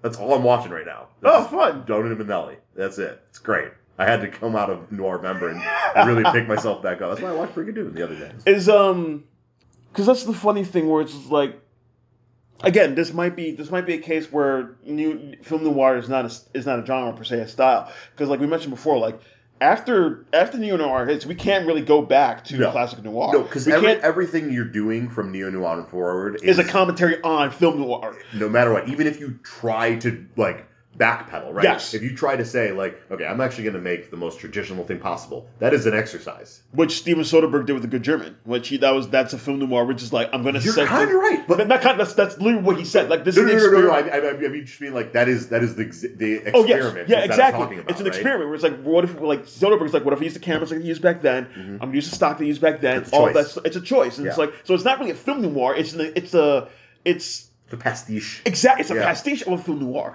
So it's like. You can't, because like you can make a musical right now and it'd be a musical. You can make a horror film right now, it'd be a horror film just like the ones we've made since the dawn of time. And it's like film noir is the only one where it's like you can't really even westerns are a little bit like that. Like you can make a traditional western still. You can. People don't, but like, they don't. Yeah. But like so we're so busy making neo westerns at this point, but it's just like you could make a traditional western. We're at this point with new noir where it's just like everything is a commentary on what came before, even if it is something where it's just like, oh, it's a guy in a fedora, like has his feet on a desk. Dame walks through, is like, I got a job for you, sir, and it's like that's still gonna be. I wonder how much the code has to do with that. I wonder how much of a hard line that separation is, right? Because like, let's say, pick a guy, who cares? A guy's who, far as let's say Steven Soderbergh. Oh sure, okay. He's like, my next movie is going to be an adaptation of whatever Dashiell Hammett novel. Sure. And I am going to do just a direct adaptation of that novel, bare bones. Mm-hmm. I'm not going to put any kind of spin on it. I'm just doing the Dashiell Hammett novel, whatever. Yeah.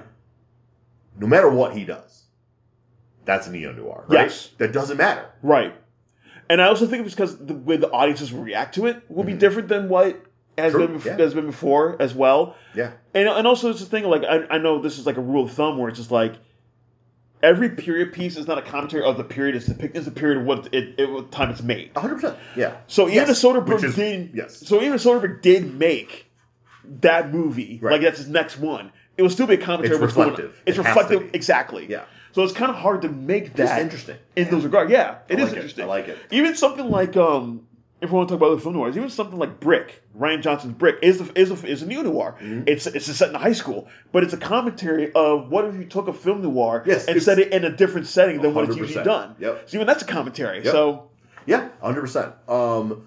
We're going to move through time a little bit quicker. Sure, yeah. Let's just burn through the 80s really quick. Yeah, a couple things that I wrote about. Body Heat. Oh, This is a direct remake of Double Indemnity. Yeah. But with my favorite, my favorite tidbit of Body Heat was there was an odd cold front in Florida when they made that movie. No shit. So you know how hot that movie looks? One of the steamiest movies ever made. All fake.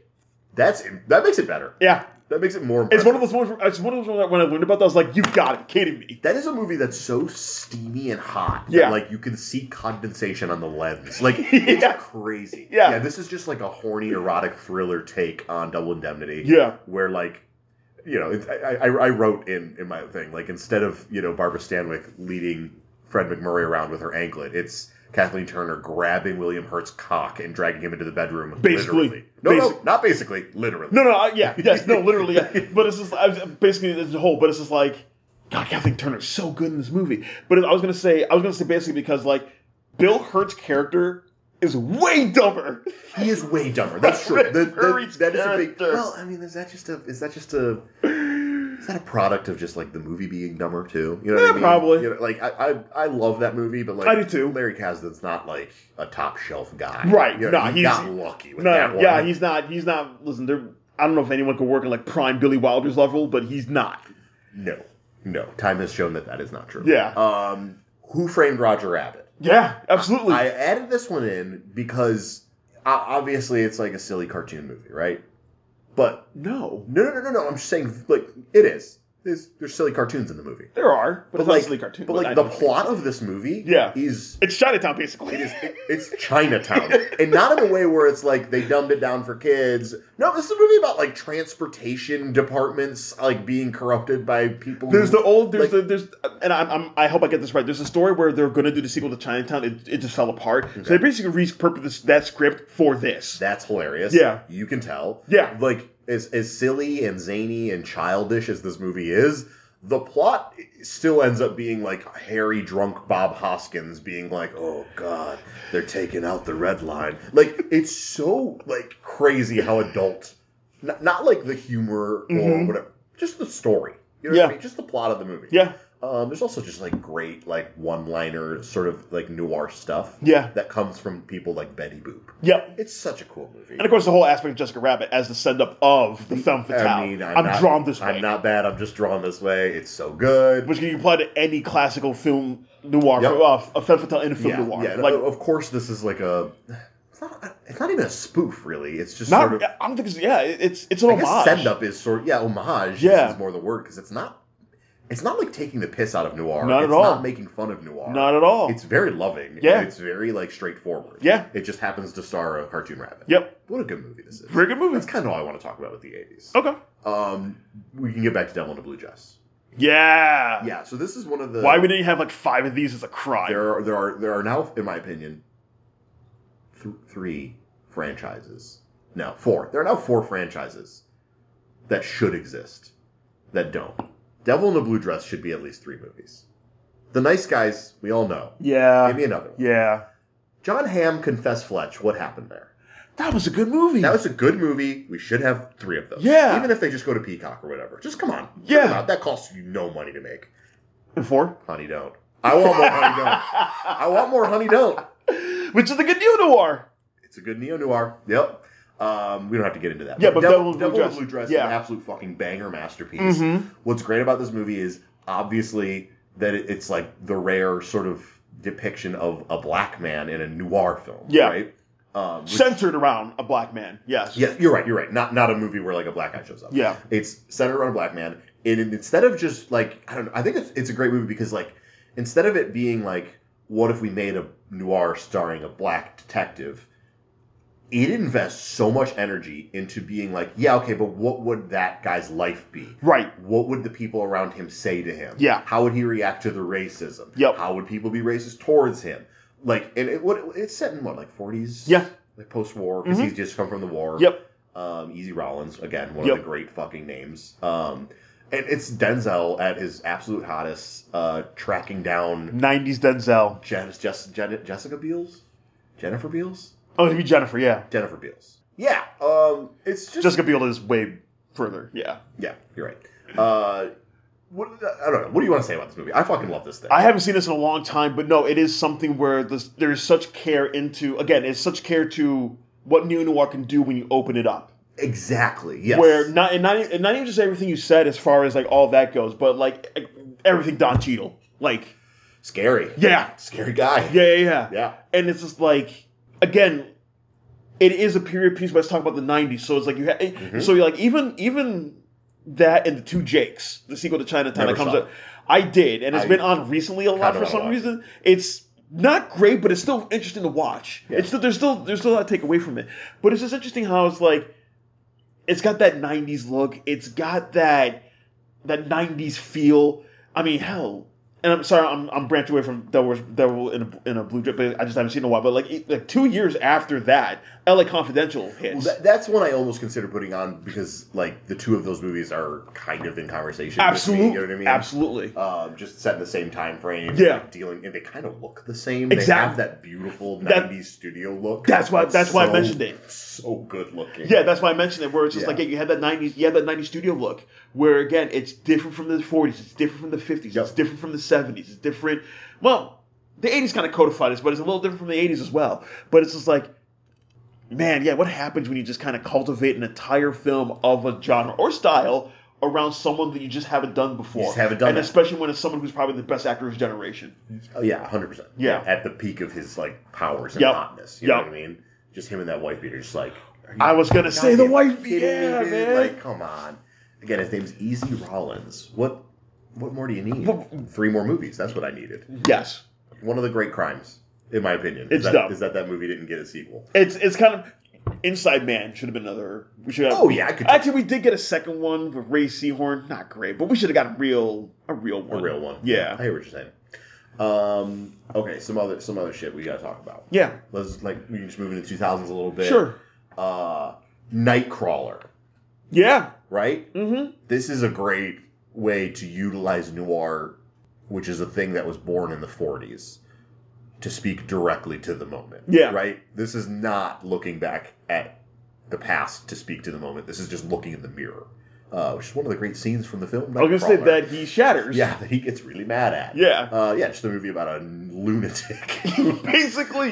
Just one of the vultures of society who, like, uses blood and death to line his pockets. It'd be like if The Big Sleep was centered around Elijah Cook's character instead. Interesting. Where it's just okay. He's not... He's. Do you like Nightcrawler? I love Nightcrawler. Okay, cool. One of the best performances, one of the best main performances in American cinema in the last 10 years. All right. It's up there. But, like... It's actually older than 10 years now. I know, that's why I said it's around that frame. Yeah, it's 11 years now. It is. But it's just like, Louis Bloom is so far out of society. Oh, yeah. He's scary. Yeah. He's Travis Bickle pushed to, like, a different... You know what I mean? Like, he's in that lineage of whatever the fuck he is. But he's so far out of society, but he's trying to worm his way in still. Oh, God. Yeah. And he does. By any means necessary. He's like inverse of a main character from a traditional film noir, where it's just like they will do anything, not anything, but they will do the best they can for the right reasons. Mm-hmm. Louis Bloom will do anything he can to survive. Yes. No matter who he steps over, no matter who he deliberately puts in a situation to get killed. Yep. No matter what he has to steal from. Yeah. For his own benefit. Yeah. When I wrote about this, I kind of like highlighted that this is probably the closest out of all the films I picked. This is probably the closest like to straight up horror that comes up. Yeah. I remember I saw it when it came out just before Halloween. It premiered just before Halloween. Yeah. Yeah. Interesting that it was like positioned there. Yeah. Makes sense, but yeah, it's a scary fucking movie, man. It is. It's very upsetting. The voyeurism of the film, it really brings to mind like just shit you don't want to think about. You know what I mean? I don't know. It's good. I like this movie a lot. I haven't seen it in a long time. Really need to revisit it. Yeah. I just want to talk about Drive for like 2 seconds. Okay. It is very neo-noir. It's very neo-noir. It's neon noir. Some people, like Yeah. it's sort of like where you push neo-noir into the limits of like MTV and like pop 80s culture shit. Exactly. It's all like I like the color, the aesthetics, the pun intended, the drive and the verve of those things. I like Drive a lot, but this is like the in my opinion the best version of like style over substance. Yes. Where you get no substance, basically. Right. This is a movie where you won't really feel anything. You'll just probably go like, damn, that was a cool jacket. Yeah. And like, it is a cool jacket. It is like cool. The guy who drives the car well. I like it. I think it's good. There's synth, that the really soundtrack cool, by Cliff Martinez. The soundtrack by Cliff Martinez and the actual pop songs used in the movie. Yeah. Night Watch? Night Call. Mm-hmm. Yeah, the song Night Call, really, really good way to open the movie. I think the opening sequence with the car chase, well, not the car chase, but like him, like playing the getaway driver. Yeah. Really good shit. I don't love this movie, but I put it on my list. Okay. I think it rocks. No, it's if we're talking about new noir, you almost can't. Yeah, mention if we're this venturing this close to like current times. Right. Yeah. No Country for Men, of course. Yep. Blood Simple was the Cohen I went with. I was going to say I was going to mention Blood Simple. You gotta have a Cohen. Yeah. If you're talking neo noir, you gotta have a Hell, Cohen. Fargo's neo noir. Honey Don't. We just Honey mentioned. Don't, right. Not that I'm gonna like put that on the pantheon, but like yeah. No, but they're very good. Again, before we started recording, I mentioned like how the Coens are really good at understanding genre and then fitting themselves into it for their own. Probably noir is like the one they do best. Exactly. Or most at least. Or most, yeah, because it just gives them a lot. The man who wasn't there. Exactly, incredibly noir. And that's one they play with visually as well, with the black and white, with the shadows, with the angling, with the cigarette smoke. Exactly, that's very new noir in those regards. Yeah, okay. I want to end things off with the most recent one that I wrote about. Okay. Decision to Leave. This is why I did this podcast, and this is why I ended it here because I knew you and I could just sort of vibe out right now. Because Decision to Leave is this movie makes me so happy it exists. This is one of the greatest things that's ever made. Yeah, it is. I've seen it so many times, and it came out like 2 years ago. It's so goddamn good. It is. This is directed by Park Chan-wook. One of the best films. He's the best. I think I think he's the best living filmmaker we have. The best living technical filmmaker we have. Over Anderson? I think he's better than Anderson. I think he's better than Spielberg. I think he does things with the camera, with blocking, with transitions, with anything you can imagine. You could make a case he's better than Anderson because he's not afraid of the present. Saying as that Anderson did make one bet on he finally came back, yes. But Park Chan-wook makes it so easy to the point where it's like, how is everyone else not just doing this? It's crazy. He's the greatest filmmaker we have right now, in my opinion. Love it. I think that Decision to Leave is one of his best movies. Yeah, it's definitely like I have not seen No Other Choice yet. Yeah, not yet. I know which that is probably like the best movie ever made. I know that comes out Christmas. Probably goes wide after that. Can't fucking wait to see it. Yeah, but yeah, Decision to Leave is. This is very film noir. The plot is. It's incredibly film noir. It's incredibly erotic thriller. It's incredibly romance. Yes, it's just so good. I wrote about how Park Chan-wook is kind of similar to Hitchcock in the fact that like when you watch Park Chan-wook movie, you're kind of just watching a Park Chan-wook movie, right? Yes, he does dabble in genre for absolutely. Sure, but no other movie from a genre will look or feel like his movie. I've said before, I think to other people, maybe to you, maybe to you and other people, it is just like, he is one of the best directors, where it's like, he will give you a lot of pieces on a table, and it's just like, this, I don't know how this is all going to fit. And then like, a little bit afterwards, you see it start to come together. And then you realize, oh, every piece you gave me fit exactly what was needed. Yeah. And it's just like, he does it so seamlessly. Yep. So we should talk about like so Decision to Leave is about South Korean detective who is put on the case about a husband who was killed while he falls off a mountain. He falls off a small mountain. Yes. He falls off a mountain is such a funny way to start your movie. Yes. You know what I mean? Like this is a guy. And then we see the detective have to scale the mountain to solve the case. Oh God, with like a funny like robot winch thing, and the other guy's like hanging off of his back. Yeah, it's so good. So he has to. So the detective is doing that, and he talks to the wife who has a solid alibi. But she's obviously the prime suspect. She's obviously the prime suspect because... And then she's obviously, like, she committed the crime clearly. Obviously. It's like, we're not even talking about, these aren't even undertones. These are tones. These are not spoilers. No. The movie's about this. Yeah.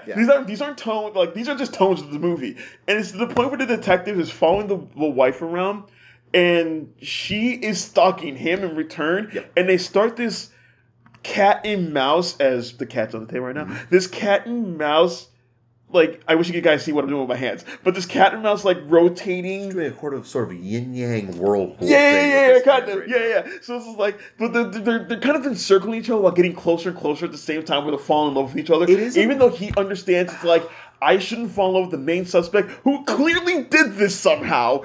And she's like, I want to entrap him where he falls in love with me, but fuck, I think I'm falling in love with him at the same time as well. Yeah, it's such a good romance where you're just like, the guy, the detective, who's like a crack detective. He's not like he's a very competent detective who like has a chainmail glove and is good at fighting and running and like. Honestly, of all the films we mentioned, he might be straight bar for bar the best detective we talked about in this entire podcast. He's great. But like, it's so funny because like the second he lays eyes on her. And we should mention it's Tai Wai yeah, which is like, yeah, you see her. It's the Barbara Stanwyck thing where you're just kind of like, well, he's fucked. Like, yeah. He's driven mad by lust, but like also like deep love. Yeah. And like he is purposefully ignoring every red flag that she throws his way. And she's throwing them. She's really throwing them. She's like a quarterback in the pistol formation, going like, I'm throwing these at you. And he's just like, yeah, I just don't think you did it. So anyways, remember that one scene where they're hanging out at the shrine?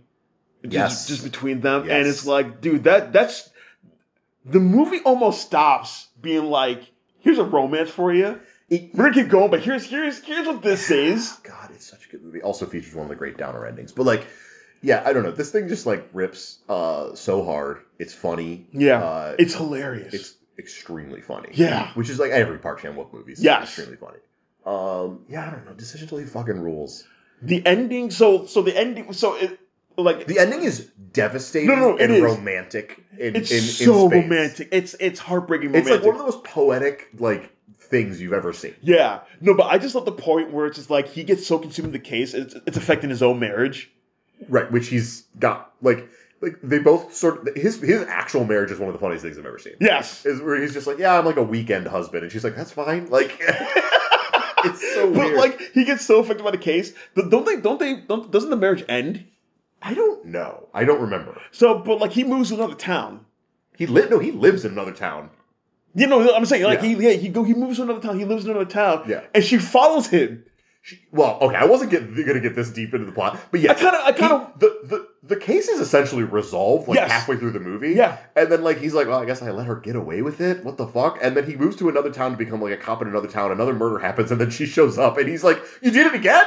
And she's like, I don't know what to tell you. It's so wild. It's so good. It's so funny. She has a new husband that she hasn't been killed. God. Well, I only mentioned that because the ending, because he apprehends her this time, and I forget like the main quote they say to each other, where it's just like, "Oh God, I stopped living when you loved me," or something like that. It's like I stopped living when you said I love you, and he's like, when did I ever say I love you? And then he listens to the voicemail and he doesn't say I love you, but like you can hear that he does. Yeah. So fucking good. Yeah. So he apprehends her. And like that close up of their hands, with her in the handcuffs, and it's like, oh. Or it's like, I started living when you said you loved me, which is when you stopped loving me. Something like that. God, what a good movie. Something like that. So that happens, and it ends up where she's on a beach somewhere, but the tide comes in, and she's disappeared. She buries herself. Yes. Intentionally. Yes. Yeah. So he can try and find her. Yeah. And he can't.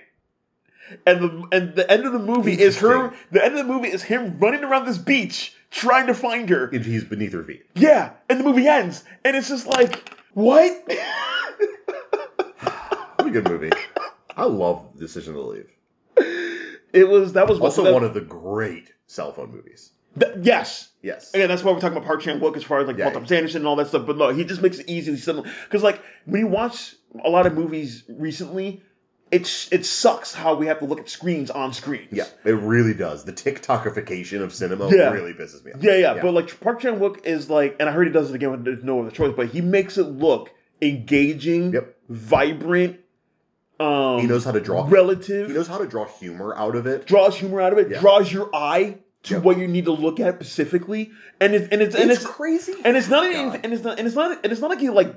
and it's not like anything like mind blowing what he does, No. but it's just the way he does it. It's just the way the camera moves. It's like you said. It's like you said. It's the way earlier. he fills the screen as well. It's like you said earlier, where it's just like he does this in a way that makes it feel like it's the easiest thing in the world to do, and why isn't everyone doing this all the time? And like you said, this movie came out 3 years ago, and it still feels like he's the only one doing it this way. Mm-hmm. At least to this like degree where you're like captivated by it. Yeah. I love Noir. Noir's great. That was my third favorite film that year. That was 2022. Yeah, that was up there for me. Yeah. That was way up there for me. Yeah. Yeah. God. Amazing. The Film Noir is amazing. Yeah.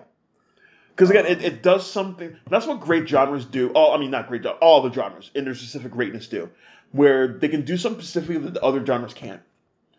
Yes. Film noir, and noir in general, film noir, classic noir, neo noir, yep. What have you, in different modes, animation styles, whatever. They put voice to the pessimism that we're feeling inside and externalizes it. Yes, and makes it feel like colossal in this way that's important. Yes. Instead of making you feel bad for feeling bad, it makes you feel like right for feeling bad. Yeah. Does that make sense? No, it does. Yeah. And it transports you into, again, like a cityscape that it kind of needs to be in. Well, we've all been in some cities before. We've all been in we all live in cities. Most of us live in cities for the most part. But it's just like, we can all feel small in a city. We can all feel small within a system of what these countries, or this country in particular. Almost by design. Yes. Yeah. So film noir is very relatable in that way. And it's cool that it really gives a voice to that. Whether it's Deep Shadows or the California Sun. The darkness within us is something that kind of comes out when we look at what these systems are doing to us and the bleakness of it. Whether it's we have a confession on a microphone that Edward G. Robinson eventually hears, or we're searching for a loved one that we know is a murderer, and we just can't bring ourselves up to reckon with that, and we're searching for him on the beach. These impossible labyrinth twists and turns of our lives is something that film noir depicts so well, unlike any other genre, I think. Couldn't have put it better myself. And I think everything you just said is exactly why, in today's climate, these are really good movies to revisit. Right. These are really good movies to sort of understand how you might feel about what's going on today. Not going to be specific. These are really good movies to sort of, like I said earlier, in a way, these dark, depressing, and downer movies can be a little bit of a comfort to look, 70 years in the past. Yeah. And say, like, damn, okay, things were bad back then. These people felt this way back then. Things are bad now. Things might get good again. You know what I mean? Yeah. It's a twisted way of looking at it. But, like, some of these really fucking dark movies really make me feel a little bit more seen and heard and understood. Yeah. Even if it is, like I said, from decades before. Yeah. Before I was even born. I was going to go through some movies that I watched during Noirvember. We don't have to, because we've talked a lot about noir. So if you want to wrap it up, that's cool. If not, I have a little kind of cool couple movies to talk about. Oh, no, real quick. Okay. Yeah, rapid fire. So these are movies that I'm probably going to post in a post coming up. Okay. But these are kind of like my favorite noirs that I watched in Noirvember that were kind of new to me. I think what's interesting about these 5 movies that I picked are how different they each are from each other in terms of like who's who the story is about, what kind of characters show up in it, what kind of archetypes are in it. But they're all noir, right? So this is not in any kind of order. I'm just like whatever. Yeah. The setup. Robert Ryan. This is directed by Robert Wise. Yeah. Who directed The Sound of Music and West Side Story. The setup is like a scrappy little movie about a boxer whose manager has set him up to lose a fight, but he does not tell Robert Ryan. So because he's on a losing streak, right? So the manager's like, yeah, we're going to take a dive, but I'm not even going to tell the boxer because he's such a loser. And Robert Ryan shows up on the day of the fight and is like, I feel good about this. I'm going to give it my all. It's a really cool noir because it's about boxers. It's like a sports movie, really. It's not a movie about, I guess crime in the sense of sports betting. But this is not a movie about murderers going around with guns and stuff. There's some thugs in the movie, whatever. But this is a movie about a man sort of at the end of his rope and at the end of his career, trying one last time to like prove himself and just getting absolutely spit out the fucking back end. It has a little bit of a weird, like, have you ever seen this movie? The setup? No. So it has a weird, like, double-pronged, like, is it happy, is it sad ending where, like, his hands get broken by mobsters and his girlfriend is like, I'm so happy you never have to box again, but, like, his career's over. Yeah. It's fascinating. I really like this movie. This is probably my favorite. Well, at least this is the one that, like, stuck with me the most out of all these movies. I mentioned earlier I watched Sweet Smell of Success. I don't have much to add. This is a masterpiece. This is one of the great movies about, like, the absolute acid that runs through our, like, entertainment system. I said earlier I wish it were a little bit more acidic. I don't know how. Ace in the Hole is how. Oh. So, Billy Wilder's Ace in the Hole is a movie that deals with kind of a similar, I don't know, like, work environment. And I think those are only 6 years apart from each other. Very similar, yes. Yeah. I do feel like Ace in the Hole just somehow takes extra steps to be as bleak and as just sort of like blood in the mouth as possible. And Sweet Smell of Success has a weird uplifting ending where like the sister is able to escape from this cycle, and I love it. I don't really have any notes. I think it's a perfect movie, but like the acid of that movie sort of. I think it's easier for Ace in the Hole to be more acidic because Kirk Douglas is in it. That's true. I love that Spike Lee, whenever he can, will always mention how much he loves Ace in the Hole. That's one of his movies. That makes so much fucking sense. Yeah. That makes so much sense. That's one of his favorite movies. Night in the City, Jules Dassin. This is another Richard Widmark movie. Okay, yeah. I haven't seen this forever. This movie fucking rules, dude. This is a movie about a hustler trying so hard to... He's one of those guys who just has a million get-rich-quick schemes and then never works. Yeah. He falls flat on his face over and over again. And then this one, he's trying to buy a boxing promotion company. It just goes wrong so many ways. There's so many great performances in this, but like Widmark is just like the god of playing these skeevy like characters who you just hate, but like they're the main character, so good luck. So one of the things that was to me fascinating about these movies that I picked was like you've got one movie about a boxer, you've got one movie set in the publication world, right? You've got like a publicist and like a newspaper man. Yeah. This movie's about a swindler. The next movie I have is The Big Heat, which we've talked about quite a bit here. Yeah. But that's the Fritz Lang movie about a detective. This is the most traditional like noir, straight up. Right? Yeah. This is a fucking detective on a case. And then the last movie is William Wyler's film The Letter, starring Bette Davis. Yes. This movie fucking rules. I haven't seen this forever. This is such a good movie. Yeah. It came out in 1940, actually. Yeah. So this predates... There were a couple movies in here that were 1940 that sort of predate the sort of accepted 1941 start date. But The Letter is... When I watched it, I was like, this is not noir. This is just William Wyler making a masterpiece, which is something he did seemingly every month. Yeah. But the more it sat with me, I was like, no. This is very much like has a lot of the concerns. But this is a movie about a woman who... The movie starts so fucking well. Where just... it starts on a plantation. A man opens a door in a mansion, walks out, and gets gunned down by Bette Davis. Clearly. Yes. There's no like... Maybe it was No. Nope. She walks out and shoots the man with a gun like 6 times, and the camera pans up to Bette Davis's face, and you're like, what a face. Let's go. And then the rest of the movie is about like her sort of trying to weave her way out of being convicted of like manslaughter by claiming self-defense, and then this letter shows up that she wrote to the murder victim, and it's all it's very stately, it's very William Wilder, but there's a lot of fucking darkness to it. Yeah. And it's very much a psychological movie, kind of about like women's place in like not high society, but like I don't know, whatever you would consider like plantation owners in like Malaysia or whatever. Yeah. Singapore, I think the movie said it. Stylistically, like I said, the only thing that really like popped out to me was like, I guess she's a femme fatale, literally, because she murders a man with a gun. I guess there's some darkness and some shadows in the film, but not in the way that you would expect film noir. All of the film noir elements that come from this film are from her psychology.